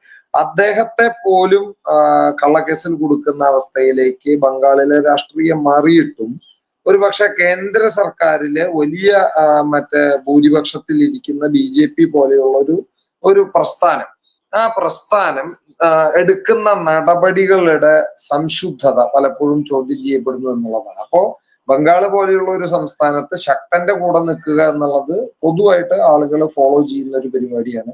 അപ്പൊ ആ ശക്തി പലപ്പോഴും BJP കാണിക്കുന്നില്ല. ഇപ്പോ കേരളത്തിൽ തന്നെ നമ്മൾ എപ്പോഴും ഒരു എളിയ പ്രവർത്തകൻ എന്നുള്ള നിലയിൽ പല സ്ഥലങ്ങളിലും BJPയുടെ കാര്യവുമായിട്ട് നമ്മൾ സംസാരിക്കുമ്പോൾ നമ്മൾ കേൾക്കുന്ന വലിയൊരു എന്താ പറയുക ആക്ഷേപം എന്ന് പറയുന്നത് ഡീലുണ്ട്, സ്വർണ്ണക്കടത്ത്, മുഖ്യമന്ത്രിയുടെ പേരിലുള്ള പലതരത്തിലുള്ള അലിഗേഷൻ, വിദേശ നിക്ഷേപവുമായിട്ട് ബന്ധപ്പെട്ടിട്ടുള്ള കാര്യങ്ങൾ, ഡോളർ കടത്ത്, എന്നാൽ നരേന്ദ്രമോദി അടക്കമുള്ള ആളുകൾ കേരളത്തിൽ വന്നാൽ ഇതൊക്കെ പറയുന്നുമുണ്ട്.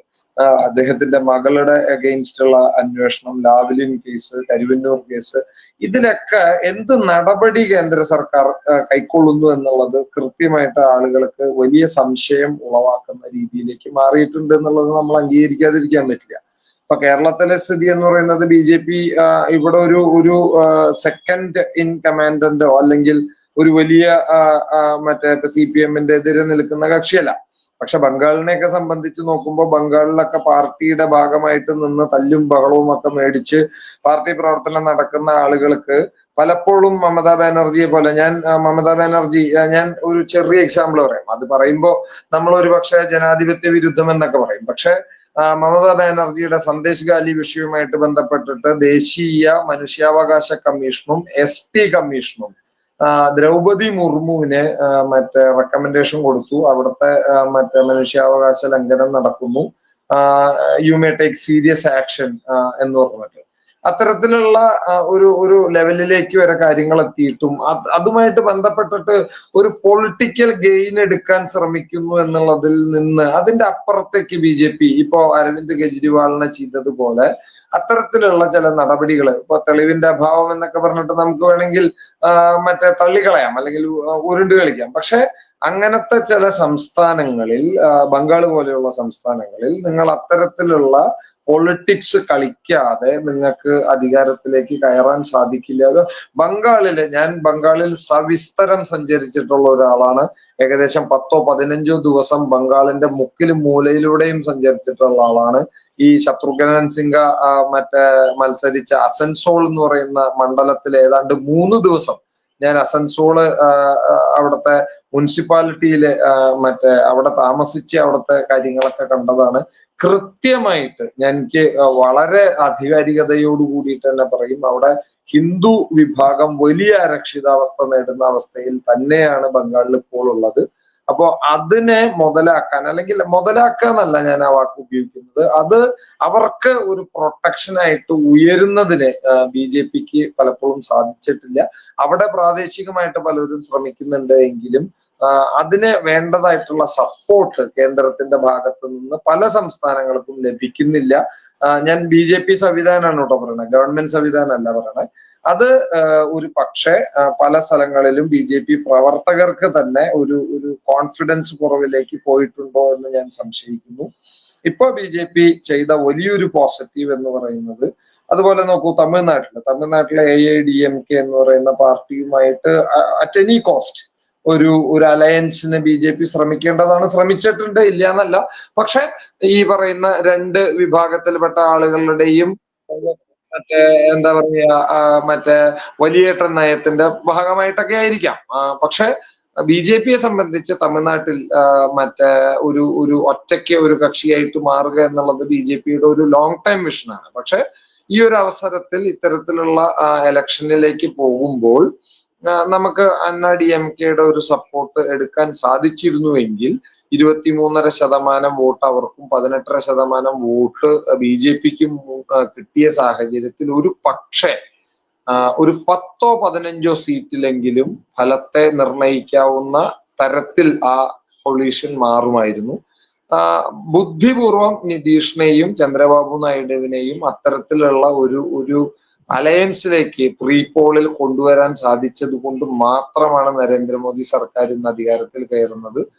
10 വർഷത്തിന്റെ ശേഷമുള്ള ഒരു മാൻഡേറ്റ് ആയതുകൊണ്ട് അദ്ദേഹത്തിന്റെ തോൽവി വലുതാണ് എന്ന് ഞാൻ പറയുന്നില്ല. പക്ഷെ നരേന്ദ്രമോദിയെ പോലെയുള്ള ഒരു നേതാവിന് ഒരിക്കലും, ഞാൻ അദ്ദേഹത്തിന്റെ വോട്ട് കുറഞ്ഞതും കൂടെ എടുത്തിട്ടാണ് പറയുന്നത്, ഒരിക്കലും കിട്ടേണ്ടതായിട്ടുള്ള ഒരു സെറ്റ് ബാക്ക് അല്ല. അത്തരത്തിലുള്ള ഒരു എലിമെന്റും UP-യിലായാലും മഹാരാഷ്ട്രയിലായാലും ഇന്ത്യയിലായാലും ഇല്ല എന്നുള്ളതാണ് ഇതിന്റെ ഏറ്റവും വലിയ പ്രശ്നം. ഇനി പോസ്റ്റ് എലക്ഷൻ, അതാണല്ലോ നമ്മൾ ഏറ്റവും ഗൗരവത്തോടു കൂടിയിട്ട് നോക്കുന്നത്. ഞാൻ അതിനെയാണ് കൂടുതൽ സ്ട്രെസ് ചെയ്യാൻ ഉദ്ദേശിക്കുന്നത്. കാരണം മോദി അമിത്ഷാ കൂട്ടുകെട്ട്, സംഘത്തിന്റെ ബാക്കപ്പ്, ഇവരെ ആരും പഠിപ്പിക്കേണ്ട വരില്ല എന്നാണ് സംഭവിച്ചത് എന്ന് മനസ്സിലാക്കാൻ, അത് കറക്റ്റ് ചെയ്യാനുള്ള നടപടികൾ ഇമ്മീഡിയറ്റ് ആയിട്ട് ആസ് എ പൊളിറ്റിക്കൽ പാർട്ടി അവർക്കത് ചെയ്യാൻ പറ്റുമെന്നുള്ളത് നമുക്ക് എല്ലാവർക്കും അറിയാവുന്ന കാര്യമാണ്. അത് ആക്ഷൻ തുടങ്ങിയിട്ടുണ്ട് എന്നാണ് ഞാൻ മനസ്സിലാക്കുന്നത്. കാരണം മഹാരാഷ്ട്രയില് മറ്റേ ഉദ്ധവ് താക്കറെയെയും ശിവസേന മറ്റേ ഷിൻഡെ വിഭാഗത്തെയും ഒന്നിപ്പിക്കുവാനും അവരെ തിരിച്ച് എൻഡിഎയിലേക്ക് കൊണ്ടുവരാനുമുള്ള ദൗത്യവുമായിട്ട് മറ്റേ ആളുകൾ ഇറങ്ങിയിട്ടുണ്ട് എന്നുള്ളതാണ് അൺഒഫീഷ്യലി അറിയാൻ കഴിയുന്നത്. അപ്പോ ഇനി ഭാവി നോക്കുകയാണെന്നുണ്ടെങ്കിൽ തീർച്ചയായിട്ടും ഇപ്പൊ സാറ് പറഞ്ഞ പോലെ ഇന്ത്യ മുന്നണിക്ക് നരേന്ദ്രമോദിയെ താഴെ ഇറക്കുക എന്നുള്ളതായിരുന്നു കോമൺ അജണ്ട. അത് നടപ്പാകാതെ വന്നാൽ ഓട്ടോമാറ്റിക്കായിട്ട് ഇവര് different of political ideology follow ചെയ്യുന്ന ആൾക്കാരാണ്. ഇനി അവർക്ക് ഒരു കാര്യത്തിലും ഒരുമിച്ച് പോകാൻ പറ്റില്ല എന്നുള്ളത് 100% ഉറപ്പാണ്. കാരണം കോൺഗ്രസിന്റെ ഐഡിയോളജി അല്ല മമതാ ബാനർജിയുടെ, ഇത് രണ്ടും അല്ല അഖിലേഷ് യാദവിന്റെ. അവർക്ക് എനിക്ക് തോന്നുന്നത് രണ്ട് കാര്യത്തിലാണ് ഏകീകൃത സ്വഭാവം ഉണ്ടാവുക. ഒന്ന് മുസ്ലിം അപ്പീസ്മെന്റ്, രണ്ട് നരേന്ദ്രമോദിയോടുള്ള വിരുദ്ധത. ഈ രണ്ട് കാര്യത്തിൽ മാത്രമാണ് അവർക്കൊരു ഏകീകൃത സ്വഭാവമുള്ളത്. ബാക്കിയെല്ലാം അവര് ഒരിക്കലും കൂട്ടിക്കെട്ടാൻ പറ്റാത്ത ആൾക്കാരാണ്. ഒരാള് ഫസ്റ്റ് ഗിയർ ഇട്ട് ഫ്രണ്ടിലേക്ക് വണ്ടി എടുക്കുമ്പോൾ ഒരാള് റിവേഴ്സ് ഇട്ട് പിന്നിലേക്ക് പോകുന്ന ടൈപ്പ് ആൾക്കാരാണ്. ഒരിക്കലും ആ ഒരു കൊളീഷനുമായിട്ട് നമുക്ക് മുന്നിലോട്ട് പോകാൻ പറ്റില്ല എന്നുള്ളത് 100%. അപ്പോ നിതീഷിനെയാണ് ഇപ്പൊ എല്ലാവരും സംശയദൃഷ്ടിയോട് കൂടിയിട്ട് നോക്കുന്നത്. ഇപ്പോ ബൈജു ചേട്ടൻ ചാനൽ ചർച്ചയുടെ തുടക്കത്തിൽ പറഞ്ഞത് ഞാൻ കേട്ടു, ഏതാണ്ട് 7 പേര് BJPക്ക് സപ്പോർട്ടുമായിട്ട് വന്നിട്ടുണ്ട് എന്നുള്ളത്. മേക്ക് ഇറ്റ് 11, 11 പേര് വന്നിട്ടുണ്ട്. 11 പേര് BJPക്ക് NDAയുടെ സപ്പോർട്ടായിട്ട് വരാനുള്ള മറ്റേ എന്താ പറയുക താല്പര്യം പ്രകടിപ്പിച്ചു എന്നുള്ളതാണ് ന്യൂസുകൾ. 11 പേര് വന്നു കഴിഞ്ഞാൽ 303ലേക്ക് കാലി ഉയരും. ഈവൺ ഇഫ് നിതീഷ് 12മായിട്ട് പോയാലും പ്രത്യേകിച്ച് ആസ് സച്ച് ഒന്നും സംഭവിക്കാൻ പോകുന്നില്ല. അപ്പോ അതുകൊണ്ട് തന്നെ നിതീഷ് ഇപ്പൊ തൽക്കാലം എങ്ങോട്ടും പോകാൻ പോകുന്നില്ല. മാത്രമല്ല ഇന്ത്യയുടെ ചരിത്രത്തിലെ നമ്മൾ മൊറാർജി ദേശായിയുടെ തൊട്ടിട്ട് നോക്കുകയാണെന്നുണ്ടെങ്കിൽ IK ഗുജറാളിന്റെ ആയാലും ദേവഗൌഡയുടെ ആയാലും വാജ്പേയിയുടെ ആയാലും VP സിംഗിന്റെ ആയാലും ചന്ദ്രശേഖറിന്റെ ആയാലും ഇവരുടെ ഒന്നും തന്നെ ഇത്തരത്തിലുള്ള കൊളീഷൻ മുന്നണികൾ ഇന്ത്യയിലെ വലിയ കാലം സർവൈവ് ചെയ്തിട്ടില്ല എന്നുള്ളത് നമുക്കറിയാം. മൊറാർജി ദേശായിക്ക് വലിയ ഭൂരിപക്ഷം കിട്ടിയിട്ട് പോലും അദ്ദേഹത്തിന് 2.5 വർഷത്തിന്റെ ഈവൻ അടിയന്തരാവസ്ഥയുടെയൊക്കെ കാലത്തിന് ശേഷം ഉണ്ടായിട്ട് ജനതാ പരിവാറില് അന്ന് എനിക്ക് തോന്നുന്ന ജയപ്രകാശ് നാരായണും ലോധെ പോലെയൊക്കെയുള്ള വലിയ നേതാക്കന്മാരുടെ പ്രസൻസ് ഉണ്ടായിട്ട് പോലും അവർക്ക് അത് കണ്ടിന്യൂ ചെയ്യാൻ പറ്റിയിരുന്നില്ല. 2.5 വർഷം മാത്രമാണ് അന്ന് അത് നിലനിന്നത്. ഈ ഒരു ഹിസ്റ്ററി നമുക്ക് എല്ലാവർക്കും അറിയാം. അപ്പൊ അത് നിതീഷിനും ചന്ദ്രബാബു നായിഡുവിനും അറിയാം. അപ്പോ ആ ഒരു കൊളീഷനിലേക്ക് ഇവിടെ സേഫ് ആയിട്ട് നിൽക്കുന്ന സാഹചര്യത്തില് അവര് പോവാനുള്ള യാതൊരു സാധ്യതയില്ല. നരേന്ദ്രമോദി സുഖമായിട്ട് 5 വർഷം ഭരണം പൂർത്തിയാക്കുമെന്നുള്ളത് 100%. എനിക്ക് ചിരാഗ് പാസ്വാൻ പറഞ്ഞ ഒരു വാക്ക്, അദ്ദേഹത്തിന്റെ ഒരു ട്വീറ്റ് ഞാൻ വലിയ സന്തോഷത്തോടു കൂടി, കാരണം എന്താ വെച്ചാൽ ഞാനും അദ്ദേഹമൊക്കെ ഏകദേശം ആ ഏജ് ഗ്രൂപ്പിൽ പെടുന്ന ആൾക്കാരായിരിക്കും എന്നുള്ളത് കൊണ്ടാണ്. അദ്ദേഹം ഇന്ന് പറഞ്ഞത് we firmly stand behind PM Modi എന്നുള്ളതാണ്, for the development of nation എന്നാണ്. നാളെ അദ്ദേഹം ഇത് മാറ്റി പറയുമായിരിക്കും കേട്ടോ, എനിക്കറിയില്ല രാഷ്ട്രീയത്തില് എന്തൊക്കെയാ സംഭവിക്കുക എന്നുള്ളത്. പക്ഷെ ഇന്ന് അദ്ദേഹം പറഞ്ഞത് ഞങ്ങൾ ഇന്ത്യയുടെ വികസനത്തിനായിട്ട് നരേന്ദ്രമോദിയുടെ പിന്നിൽ ഉറച്ചു നിൽക്കുന്നതാണ്, NDAയുടെ ഭാഗമായിട്ട് നിൽക്കുന്നല്ല, നരേന്ദ്രമോദിയുടെ പിന്നിൽ ഉറച്ചു നിൽക്കുന്നത്. അതൊരു വലിയ മെസ്സേജാണ്, ഒപ്പോസിഷന് നൽകുന്ന ഏറ്റവും വലിയ മെസ്സേജാണ്. അപ്പൊ അത് തന്നെയാണ് TDPയും പറഞ്ഞത്.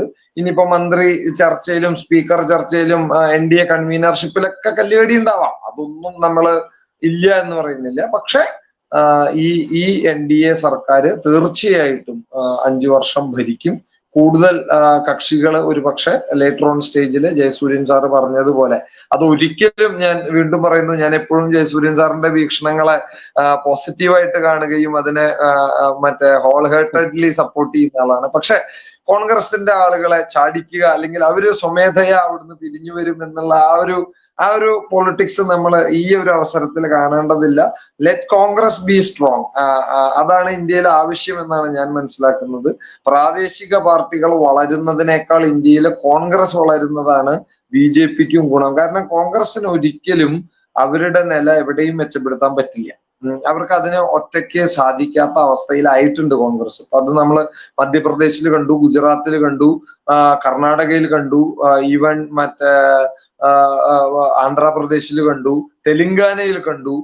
ഭരിക്കുന്ന മറ്റേ സംസ്ഥാനമായിട്ട് പോലും അവിടെ കോൺഗ്രസിന് BJPയുടെ തത്തുല്യമായിട്ട് ഉള്ള സീറ്റേ കിട്ടിയുള്ളൂ എന്നുള്ളത് അപ്പോ അതുകൊണ്ട് തന്നെ നമ്മളെ സംബന്ധിച്ച് പ്രാദേശിക പാർട്ടികളെ നിലയ്ക്ക് നിർത്തുക എന്നുള്ളതാണ് BJPയുടെ ഏറ്റവും നല്ല ഇനി ചെയ്യേണ്ട ഒരു കർത്തവ്യം എന്നാണ്. പിന്നെ കുറച്ച് ലിബറൽ ആയിട്ടുള്ള നയങ്ങളിലേക്ക് മോഡിക്ക് മാറേണ്ടി വരും എന്നുള്ളത് തീർച്ചയാണ്. ഇപ്പൊ പെട്രോളിന്റെ വിഷയമൊക്കെ നമുക്കറിയാം. $123 ഉണ്ടായിരുന്ന സമയത്ത് വാങ്ങുന്ന അതേ പൈസക്കാണ് $77 മോഡി കൊടുക്കുന്നത്. അതിന് ഞാൻ തന്നെ പലപ്പോഴും അതിന്റെ ന്യായം പറഞ്ഞിട്ടുണ്ട്, ഓയിൽ ബോണ്ടിനെ സംബന്ധിച്ചും സംസ്ഥാനങ്ങളുടെ വിഹിതത്തെയൊക്കെ സംബന്ധിച്ചും. പക്ഷേ ജനങ്ങൾ നോക്കുമ്പോ ഒറ്റ സ്ട്രെച്ചില് അവർക്ക് എന്തോ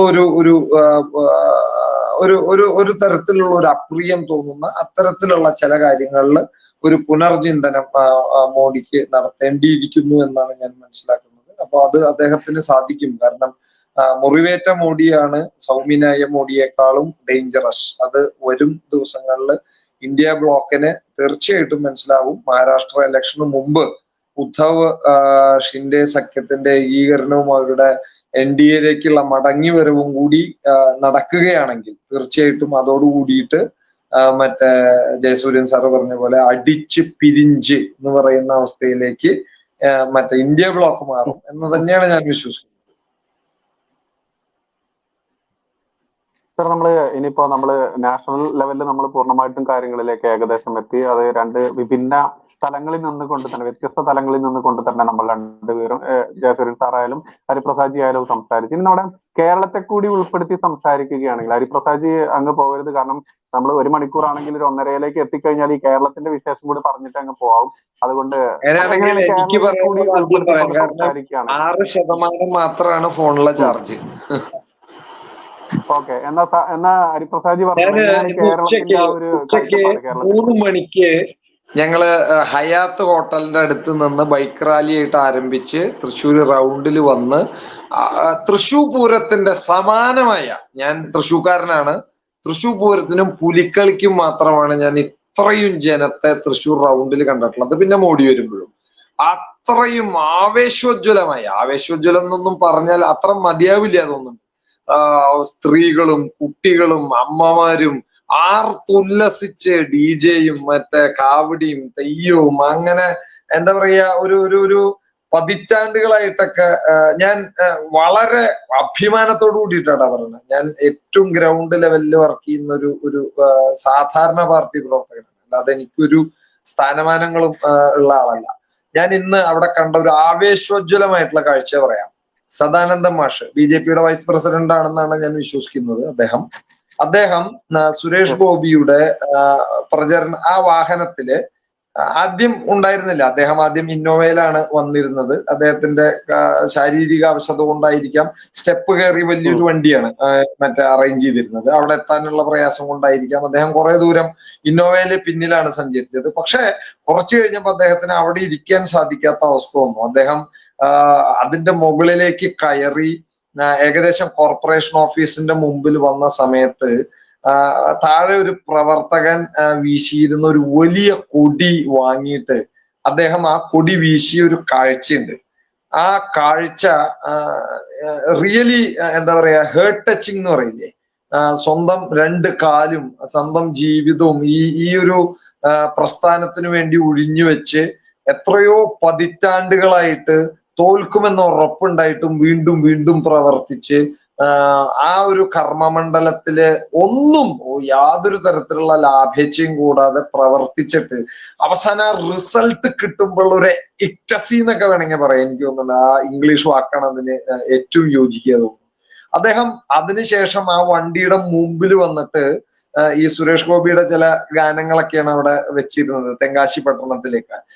ആ ഗാനങ്ങൾക്ക് ഒപ്പം ചുവടുവെക്കുന്ന ആ കാഴ്ച വളരെ എന്താ പറയാ, ഒരു ഏറ്റവും താഴെക്കടയിലുള്ള പ്രവർത്തകൻ എന്നുള്ള നിലയ്ക്ക് രോമാഞ്ചം നൽകുന്ന കാഴ്ച എന്നൊക്കെ പറയില്ലേ. ജയിച്ചതല്ല, അവരൊക്കെ എത്രയോ വർഷങ്ങളായിട്ട് അവരുടെ ജീവിതത്തിന്റെ ഒരു വലിയ സമയം തന്നെ ഇതിനു വേണ്ടി, ഈ ഒരു കാഴ്ചക്ക് വേണ്ടി, ഈ ഒരു ദിവസത്തിന് വേണ്ടി കാത്തിരുന്നിട്ട് ആ ഒരു ദിവസം കിട്ടിയപ്പോഴുള്ള ഒരു അവസ്ഥ ഉണ്ടല്ലോ. കേരളത്തിൽ BJP വളരെയാണ്. യാതൊരു സംശയമില്ലാതെ നമുക്ക് അർദ്ധശങ്കക്കിടയില്ലാതെ പറയാം കേരളത്തിൽ BJP വളരെയാണ്. സുരേഷ് ഗോപിയുടെ വിജയം എന്ന് പറയുന്നത് സംഘടനയ്ക്കും സുരേഷ് ഗോപിക്കും അവകാശപ്പെട്ടതാണ്. കൃത്യമായിട്ട് പറയുകയാണെന്നുണ്ടെങ്കിൽ സംഘടന മാത്രമൊന്നുമല്ല, സുരേഷ് ഗോപിക്ക് വോട്ട് ചെയ്യുക എന്ന് പറയുന്നത് തൃശ്ശൂരിൽ ഒരു വികാരമായിരുന്നു. BJPക്ക് വോട്ട് ചെയ്യുക എന്നുള്ളതല്ല, സുരേഷ് ഗോപിക്ക് വോട്ട് ചെയ്യുക എന്നുള്ളത് അത് വളരെ സ്പെസിഫിക് ആയിട്ട് എത്രയോ സ്ഥലങ്ങളില് ഞാൻ നേരിട്ട് അനുഭവിച്ചിട്ടുള്ളതാണ്. പക്ഷേ തൃശ്ശൂർ വന്ന വലിയൊരു മാറ്റം എന്ന് പറയുന്നത്, ആ ഒരു മാറ്റത്തിന്റെ ഒരു ചെറിയ കണക്ക് ഞാൻ സൂചിപ്പിക്കാം. അന്തിക്കാട് എന്ന് പറഞ്ഞിട്ടൊരു പഞ്ചായത്തുണ്ട് തൃശ്ശൂരിൽ. ഞാൻ പ്രവർത്തിച്ച പഞ്ചായത്താണ്. എനിക്ക് ഏറ്റവും അഭിമാനമായിട്ട് പറയാൻ സാധിക്കുന്ന ഒന്നാണ് അന്തിക്കാട് പഞ്ചായത്ത്. 1951 കേരളം രൂപീകരിക്കുന്നതിന് മുമ്പ് തിരുക്കൊച്ചി മന്ത്രിസഭയിലേക്ക് ഇവിടെ നിന്ന് പ്രതിനിധിയായിട്ട് പോയിട്ടുള്ള ആളാണ് KP പ്രഭാകരൻ. KP രാജേന്ദ്രന്റെ അച്ഛൻ, മുൻ കൃഷിമന്ത്രിയായിരുന്നു അദ്ദേഹം. KP പ്രഭാകരനിൽ ആരംഭിച്ച് KP Rajendran, VS Sunilkumar, VK Rajan, അതുപോലെ തന്നെ CC മുകുന്ദൻ, നമ്മളുടെ P ബാലചന്ദ്രൻ തൃശ്ശൂർ MLA, അതുപോലെ ഒട്ടനവധി നേതാക്കന്മാര്, VM സുധീരൻ തുടങ്ങിയിട്ടുള്ള ഒട്ടനവധി കേരളത്തിലെ സമുന്നതരായിട്ടുള്ള നേതാക്കന്മാരെ സംഭാവന ചെയ്ത മണ്ണാണ് അന്തിക്കാട്. 1942 മുതൽ 75 വരെ ഉള്ള ഏകദേശം 30 വർഷം നീണ്ടു നിന്ന സമര പരമ്പരകളുടെ കേരളത്തിലെ ഏറ്റവും വലിയ ചെത്തുതൊഴിലാളി യൂണിയൻ ആയിട്ടുള്ള പെരുങ്ങോട്ടുകര ഏനാമാവ് ചെത്തുതൊഴിലാളി യൂണിയനുള്ള CPIയുടെ കോട്ട എന്നൊന്നും പറഞ്ഞാൽ പോരാ, CPIയുടെ കോട്ട. പല ബൂത്തുകളിലും വോട്ട് എണ്ണുമ്പോൾ വോട്ടിംഗ് മെഷീൻ തെറ്റിപ്പോയോ എന്ന് പോലും തോന്നുന്ന രീതിയിൽ 2200 വോട്ട് പോൾ ചെയ്ത സ്ഥലത്ത് 1050 വോട്ട്, 1100 വോട്ട് വരെയൊക്കെ CPIക്ക് കിട്ടിക്കൊണ്ടിരുന്നിരുന്ന അന്തിക്കാട് പഞ്ചായത്തിൽ BJP CPIക്കാരനായിട്ടുള്ള അന്തിക്കാട് ജനിച്ചു വളർന്ന അന്തിക്കാടിന്റെ ചുവന്ന നക്ഷത്രം എന്ന് അത്രയും അഭിമാനത്തോടു കൂടി പറയുന്ന VS സുനിൽകുമാറിന്റെ ജന്മനാട്ടിൽ അദ്ദേഹത്തിന്റെ പഞ്ചായത്തിൽ 420ഓളം വോട്ടിന്റെ ഭൂരിപക്ഷത്തിൽ BJPയുടെ കുങ്കുമ ഹരിതവർണ്ണ പതാക പാറിപ്പറപ്പിച്ചിട്ടുള്ള ആ ആത്മനിർവൃതിയോട് കൂടിയിട്ടാണ് ഞാൻ ഇന്ന് ഈ പറയുന്ന ചർച്ചയിൽ പങ്കെടുക്കുന്നത്. 13ഓളം കുടുംബ യോഗങ്ങള്, ഏകദേശം ഒരു 8ഓളം കവല പ്രസംഗങ്ങള്, അതുപോലെ അന്തിക്കാടിന്റെ സ്ട്രെച്ചിലുള്ള സോഷ്യൽ മീഡിയ കണ്ടന്റ്സ് ആയാലും അന്തിക്കാട് കേന്ദ്രീകരിച്ചിട്ടാണ് ഞാൻ ഫുൾ ടൈം പ്രവർത്തിച്ചിട്ടുള്ളത്. സുനിൽകുമാറിന്റെ വീടിരിക്കുന്ന ബൂത്തിൽ പോലും അദ്ദേഹത്തിന് 15 വോട്ടിന്റെ ഭൂരിപക്ഷമാണ് അന്തിക്കാട് കിട്ടിയിട്ടുള്ളത് ഇത്തവണ. അത് വലിയൊരു മാറ്റത്തിന്റെ, ചെറിയ മാറ്റത്തിന്റെ അല്ല. അതുപോലെ CPIയുടെ എല്ലാ കാലത്തും ഇതുവരേക്കും മറ്റൊരു രാഷ്ട്രീയ പാർട്ടിക്കും ഇടം നൽകാത്ത നാട്ടിക ചേർപ്പ്, പണ്ട് ചേർപ്പായിരുന്നു, ഇപ്പൊ നാട്ടിക പഞ്ചായത്താണ്, കോൺസ്റ്റിറ്റ്യുവൻസിയാണ്. ഈ നാട്ടിക കോൺസ്റ്റിറ്റ്യുവൻസിയിൽ ഏതാണ്ട് 15000 വോട്ടിന്റെ ഭൂരിപക്ഷം പിടിച്ച് തൃശൂർ നിയോജക മണ്ഡലത്തിലെ 7 അസംബ്ലി കോൺസ്റ്റിറ്റ്യുവൻസിയിലെ സുരേഷ് ഗോപിക്ക് ഏറ്റവും അധികം വോട്ട് നേടിക്കൊടുത്ത ആ മണ്ഡലത്തിലെ ഏറ്റവും ചെറിയ എളിയ പ്രവർത്തകനാണ് ഞാൻ എന്ന് പറയുന്നതിൽ എനിക്ക് വലിയ അഭിമാനമുണ്ട്. അപ്പോ ഈ മാറ്റം കൃത്യമായിട്ട് നമുക്ക് ത്രൂ ഔട്ട് കേരള നടപ്പാക്കാൻ സാധിക്കുന്ന ഒന്നാണ്. അദ്ദേഹം കഴിഞ്ഞ 5 വർഷം ഇവിടെ നിന്നു, ജനങ്ങൾക്കിടയിൽ പ്രവർത്തിച്ചു, ജനങ്ങളുടെ പ്രശ്നങ്ങളിൽ ഇടപെട്ടു. അത്തരത്തിലുള്ള ഒരു ആറ്റിറ്റ്യൂഡ് ഇപ്പൊ രാജീവ് ചന്ദ്രശേഖർ ആയാലും ശരി, V മുരളീധരൻ, അദ്ദേഹത്തിന്റെ മുന്നേറ്റം, ശോഭ സുരേന്ദ്രന്റെ മുന്നേറ്റം നമുക്ക് ചെറുതായി കാണാൻ പറ്റില്ല. എത്രയോ വലിയ പ്രതിബന്ധങ്ങളെ തരണം ചെയ്തിട്ടാണ് ശോഭ സുരേന്ദ്രനൊക്കെ 3 ലക്ഷത്തിന്റെ അധികം വോട്ട് ആലപ്പുഴയിൽ പിടിക്കുക എന്ന് പറഞ്ഞത്. ആക്ച്വലി BJPക്ക് ഒരു ബേസ് ആയി കഴിഞ്ഞു. ഇവിടത്തെ കമ്മ്യൂണിസ്റ്റ് ഭരണത്തിന്റെ ഇടയിൽ ആളുകൾ വലിയ രീതിയിൽ അതൃപ്തരാണ്. അപ്പോ കൃത്യമായിട്ട് ജനങ്ങളുടെ ഇടയിൽ നിന്ന് പ്രവർത്തിക്കാൻ സാധിച്ചാൽ തീർച്ചയായിട്ടും ജനങ്ങൾ നമ്മളോടൊപ്പം നിൽക്കുമെന്നുള്ളതിന്റെ ഏറ്റവും വലിയ ഉദാഹരണമാണ് തൃശ്ശൂര്.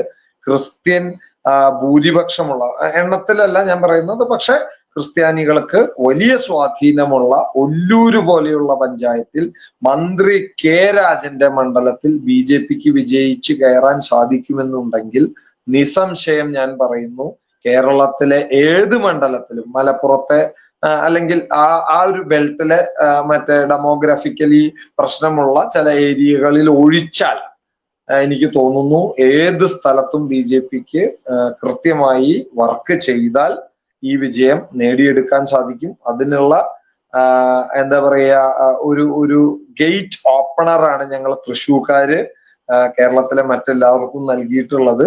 അതിലൂടെ കടന്നു വരിക, ഞങ്ങളുടെ ഈ സന്തോഷം നിങ്ങളുടെ നാട്ടിലും നടപ്പാക്കാൻ പ്രയത്നിക്കുക. റിസൾട്ട് തീർച്ചയായിട്ടും ഉണ്ടാവും.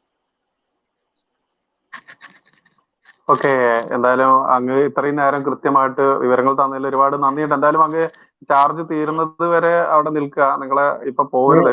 പിന്നെ ജയസൂര്യൻ സാറിന്റെ ഒരു പ്രതികരണം കൂടി. ഓക്കെ കുഴപ്പമില്ല, അതുവരെ നിന്നോളൂ. എങ്ങനെയാണ് ജയസൂര്യൻ സാർ കൂടുതൽ കൂട്ടിച്ചേർക്കാനുള്ളത് നമ്മുടെ കേരളം, നമ്മുടെ ജന്മനാടിനെ കൂടി ഓർത്തുകൊണ്ട്? കേരളത്തെ സംബന്ധിച്ച് ഇപ്പോൾ ഹരിപ്രസാദ് പറഞ്ഞത് വളരെ ശരിയാണ്.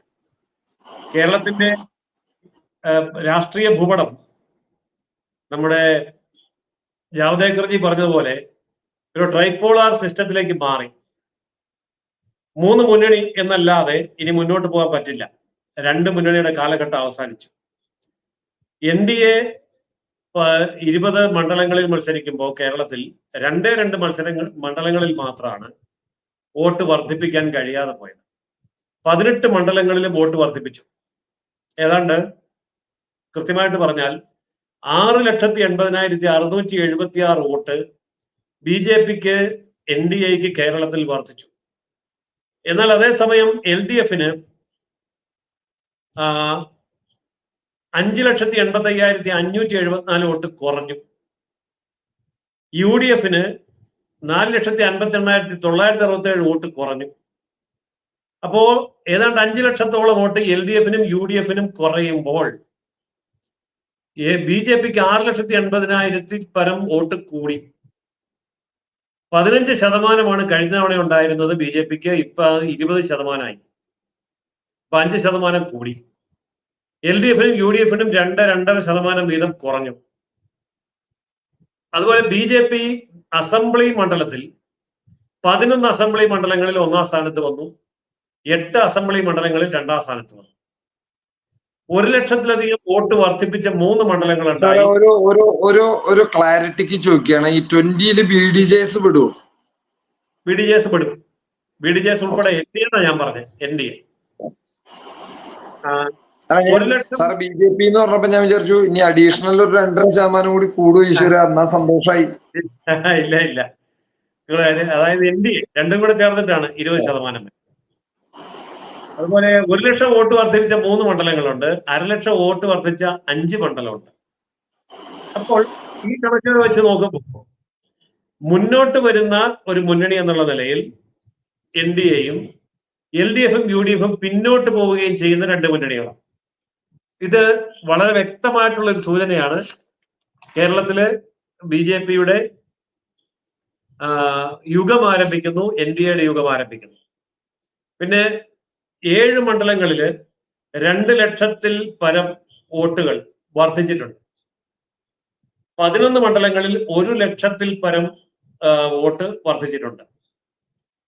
3 മണ്ഡലങ്ങളിൽ 30% വോട്ട് എത്തിയിട്ടുണ്ട്. 7 മണ്ഡലങ്ങളിൽ 25% വോട്ട് കിട്ടിയിട്ടുണ്ട്. എന്ന് പറഞ്ഞാൽ പോൾ ചെയ്ത വോട്ടിന് 25%, 7 മണ്ഡലം, പോൾ ചെയ്ത വോട്ടിന്റെ 30%, 3 മണ്ഡലം. ഇതൊക്കെ ഇത്രയും വലിയ കുതിച്ചുചാട്ടമാണ് കേരളത്തിൽ നടന്നിരിക്കുന്നത്. ഈ കുതിച്ചുചാട്ടത്തെ മനസ്സിലാക്കിക്കൊണ്ട് അടുത്ത പഞ്ചായത്ത് ഇലക്ഷനിൽ BJP NDA സഖ്യം, അതായത് NDA സഖ്യം കേരളത്തിന്റെ പഞ്ചായത്ത് ഇലക്ഷന് ആസൂത്രിതമായിട്ട് ഇപ്പോഴേ വർക്ക് തുടങ്ങിയാൽ പഞ്ചായത്ത് ഇലക്ഷനിൽ വലിയ ഒരു മുന്നേറ്റവും അട്ടിമറിയും 2 മുന്നണികളെയും പിന്നിലാക്കുന്ന പ്രകടനം കാഴ്ചവെക്കാൻ പറ്റും. അതിന്റെ കണ്ടിന്യൂവേഷനാണ് വരാൻ പോകുന്ന അസംബ്ലി. ഈ കണക്ക് വെച്ച് പരിശോധിക്കുമ്പോൾ എങ്ങനെ വന്നാലും അസംബ്ലിയിൽ 25 സീറ്റിന് മുകളിലേക്ക് NDA സഖ്യത്തിന് കേരളത്തിൽ ജയിക്കാൻ പറ്റും. 25 സീറ്റ് ഇപ്പോ പറയുന്ന കണക്കാണ്. ഭാവിയിൽ അത് രാഷ്ട്രീയ മാറ്റങ്ങൾ വരുമ്പോൾ വലിയ മാറ്റങ്ങൾ വരാം. ഉദാഹരണത്തിന് ഇപ്പൊ കോട്ടയത്ത് ഫ്രാൻസിസ് ജോർജ് ജയിച്ചു, ജോസ് കെ മാണിയുടെ പാർട്ടി തോറ്റു. ജോസ് കെ മാണിക്ക് ഇപ്പൊ MP ഇല്ല. അതിനിടയിൽ ആ പാർട്ടിക്കുള്ളിൽ വലിയ ആശയക്കുഴപ്പങ്ങൾ വരും. അവര് LDF മുന്നണി വിട്ട് വരികയാണ് എന്നിരിക്കട്ടെ. അങ്ങനെ വന്നാൽ അത് NDAയിലേക്കാണ് വരുന്നതെങ്കിൽ NDAയുടെ 25 അസംബ്ലി സീറ്റ് എന്നുള്ളത് 35 വരെ പോകും. ഇനി വേറൊരു കാര്യം, ഇപ്പോൾ വിജയിച്ച ഫ്രാൻസിസ് ജോർജ് ജോസഫ് ഗ്രൂപ്പാണ്. ജോസഫ് ഗ്രൂപ്പ് അപ്പാടെ NDA മുന്നണിയിൽ ചേർന്ന് ഫ്രാൻസിസ് ജോർജ് കേന്ദ്രമന്ത്രിയാകുകയാണെന്നിരിക്കട്ടെ. അപ്പോഴും ഇത് തന്നെ സംഭവിക്കും. ഒരു 5-6 അസംബ്ലി സീറ്റ് കിട്ടും. അപ്പൊ 30 സീറ്റിന് മുകളിലേക്ക് BJP വരും, അതായത് NDA വരും.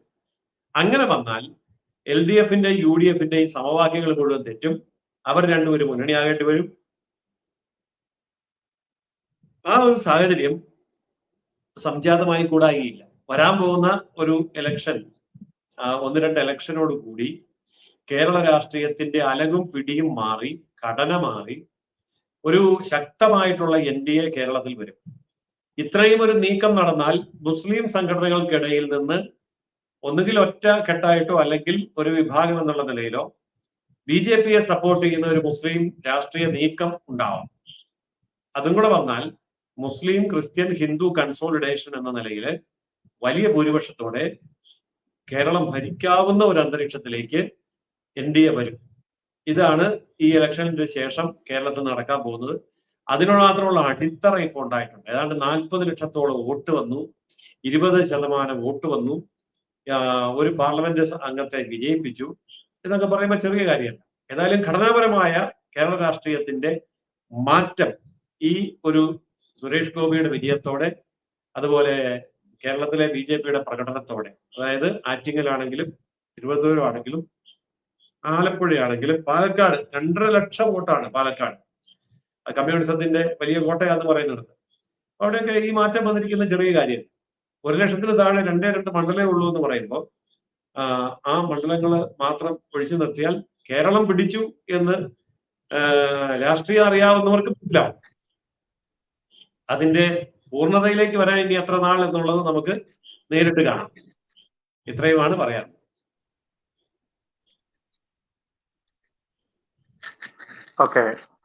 ഓക്കെ എന്തായാലും ഇപ്പോ നരേന്ദ്രമോദിജി 400-ന് മുകളിൽ കിട്ടുമെന്ന പ്രതീക്ഷയോടുകൂടി നടത്തിയ ആ പ്രചാരണം, അതിൽ 400-ൽ നമ്മുടെ നരേന്ദ്രമോദിജി തോറ്റു, അല്ലെങ്കിൽ 400-ലേക്ക് എത്തിക്കാൻ പറ്റിയില്ല, 300 പോലും കടത്താൻ പറ്റിയില്ല എന്നൊക്കെ പറഞ്ഞ് ആശ്വസിക്കുന്ന ആളുകളോട് പറയാനുള്ളത് ഹരിപ്രസാദ്ജി പറഞ്ഞ പോലെ തന്നെയാണ്. മുറിവേറ്റ നരേന്ദ്രമോദിജിയെ നിങ്ങൾ സൂക്ഷിച്ചാൽ നന്ന്. കാരണം ഗുജറാത്ത് കലാപം, അതല്ലെങ്കിൽ അതിനു മുൻപ് നടന്ന ഗോത്ര കലാപം എന്നൊക്കെ ഓർത്താൽ നന്ന്. മാത്രമല്ല ഒരു തവണ അല്ലെങ്കിൽ പലതവണ വിസ പോലും നിഷേധിച്ച രാജ്യങ്ങൾ പോലും അദ്ദേഹത്തെ പുണരാൻ വേണ്ടി, അതല്ലെങ്കിൽ ഒരു ഷെയ്ക്ക് ഹാൻഡിന് പോലും കാത്തിരിക്കുന്ന നിമിഷങ്ങളൊക്കെ നമ്മൾ കണ്ടതാണ്.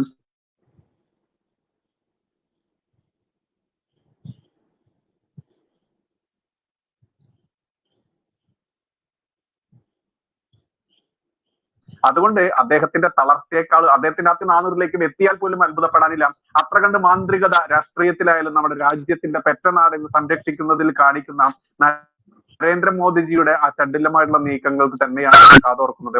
അതുകൊണ്ട് 400 കിട്ടിയില്ല എന്ന് പറഞ്ഞ് അദ്ദേഹത്തെ പരിഹസിക്കുന്ന നിങ്ങൾ മനസ്സിലാക്കുക, മുറിവേറ്റ നരേന്ദ്രമോദിജിയെ, മുറിവേറ്റ നമ്മുടെ NDA അതല്ലെങ്കിൽ BJPയെ, അതിന്റെ ആ ശക്തി വരാനിരിക്കുന്ന നാടുകൾ നിങ്ങൾ കാണുക തന്നെ ചെയ്യുമെന്നത് മാത്രമേ ഇവിടെ സൂചിപ്പിക്കാനുള്ളൂ. എന്തായാലും ഹരിപ്രസാദ്ജി ആയാലും അഡ്വക്കേറ്റ് ജയസൂര്യൻ സാറായാലും കൃത്യമായിട്ടും ഈ വിശകലനം നിങ്ങളിലേക്ക് എത്തിക്കാൻ പറ്റി. എന്തായാലും ദേശീയ രാഷ്ട്രീയമായാലും കേരള രാഷ്ട്രീയമായാലും അതിന്റെ ആ ഒരു സത്ത കളയാതെ തന്നെ നിങ്ങളിലേക്ക് എത്തിക്കാൻ പറ്റി എന്ന് പറയുന്ന ആ ഒരു ആത്മവിശ്വാസത്തോടെ തന്നെ തൽക്കാലം നമുക്ക് ഈ സെഷൻ ഇവിടെ അവസാനിപ്പിക്കാൻ. വിശിഷ്ടാതിഥികൾക്ക് ഒരുപാട് നന്ദി, നമ്മുടെ മാന്യ പ്രേക്ഷകർക്ക് ഒരുപാട് നന്ദി. എന്തായാലും ഈ ഒരു സെഷൻ നാളെ വീണ്ടും ഇതേ സമയത്ത് അല്ലെങ്കിൽ ഇതിനു മുൻപ് നമ്മൾ വീണ്ടും മറ്റൊരു സെഷനുമായിട്ട് വരുന്ന ജയസൂര്യൻ സാർ തന്നെ മറ്റൊരു വിഷയം കൂടി ഇവിടെ സൂചിപ്പിച്ചിട്ടുണ്ടായിരുന്നു. ആ വിഷയം നാളെ പകലോടുകൂടി നമ്മൾ കൊണ്ടുവരുമെന്നുള്ള ഒരു വാഗ്ദാനത്തോടെ നന്ദി, നമസ്കാരം. ജയ് ഹിന്ദ്, ജയ് ശ്രീറാം.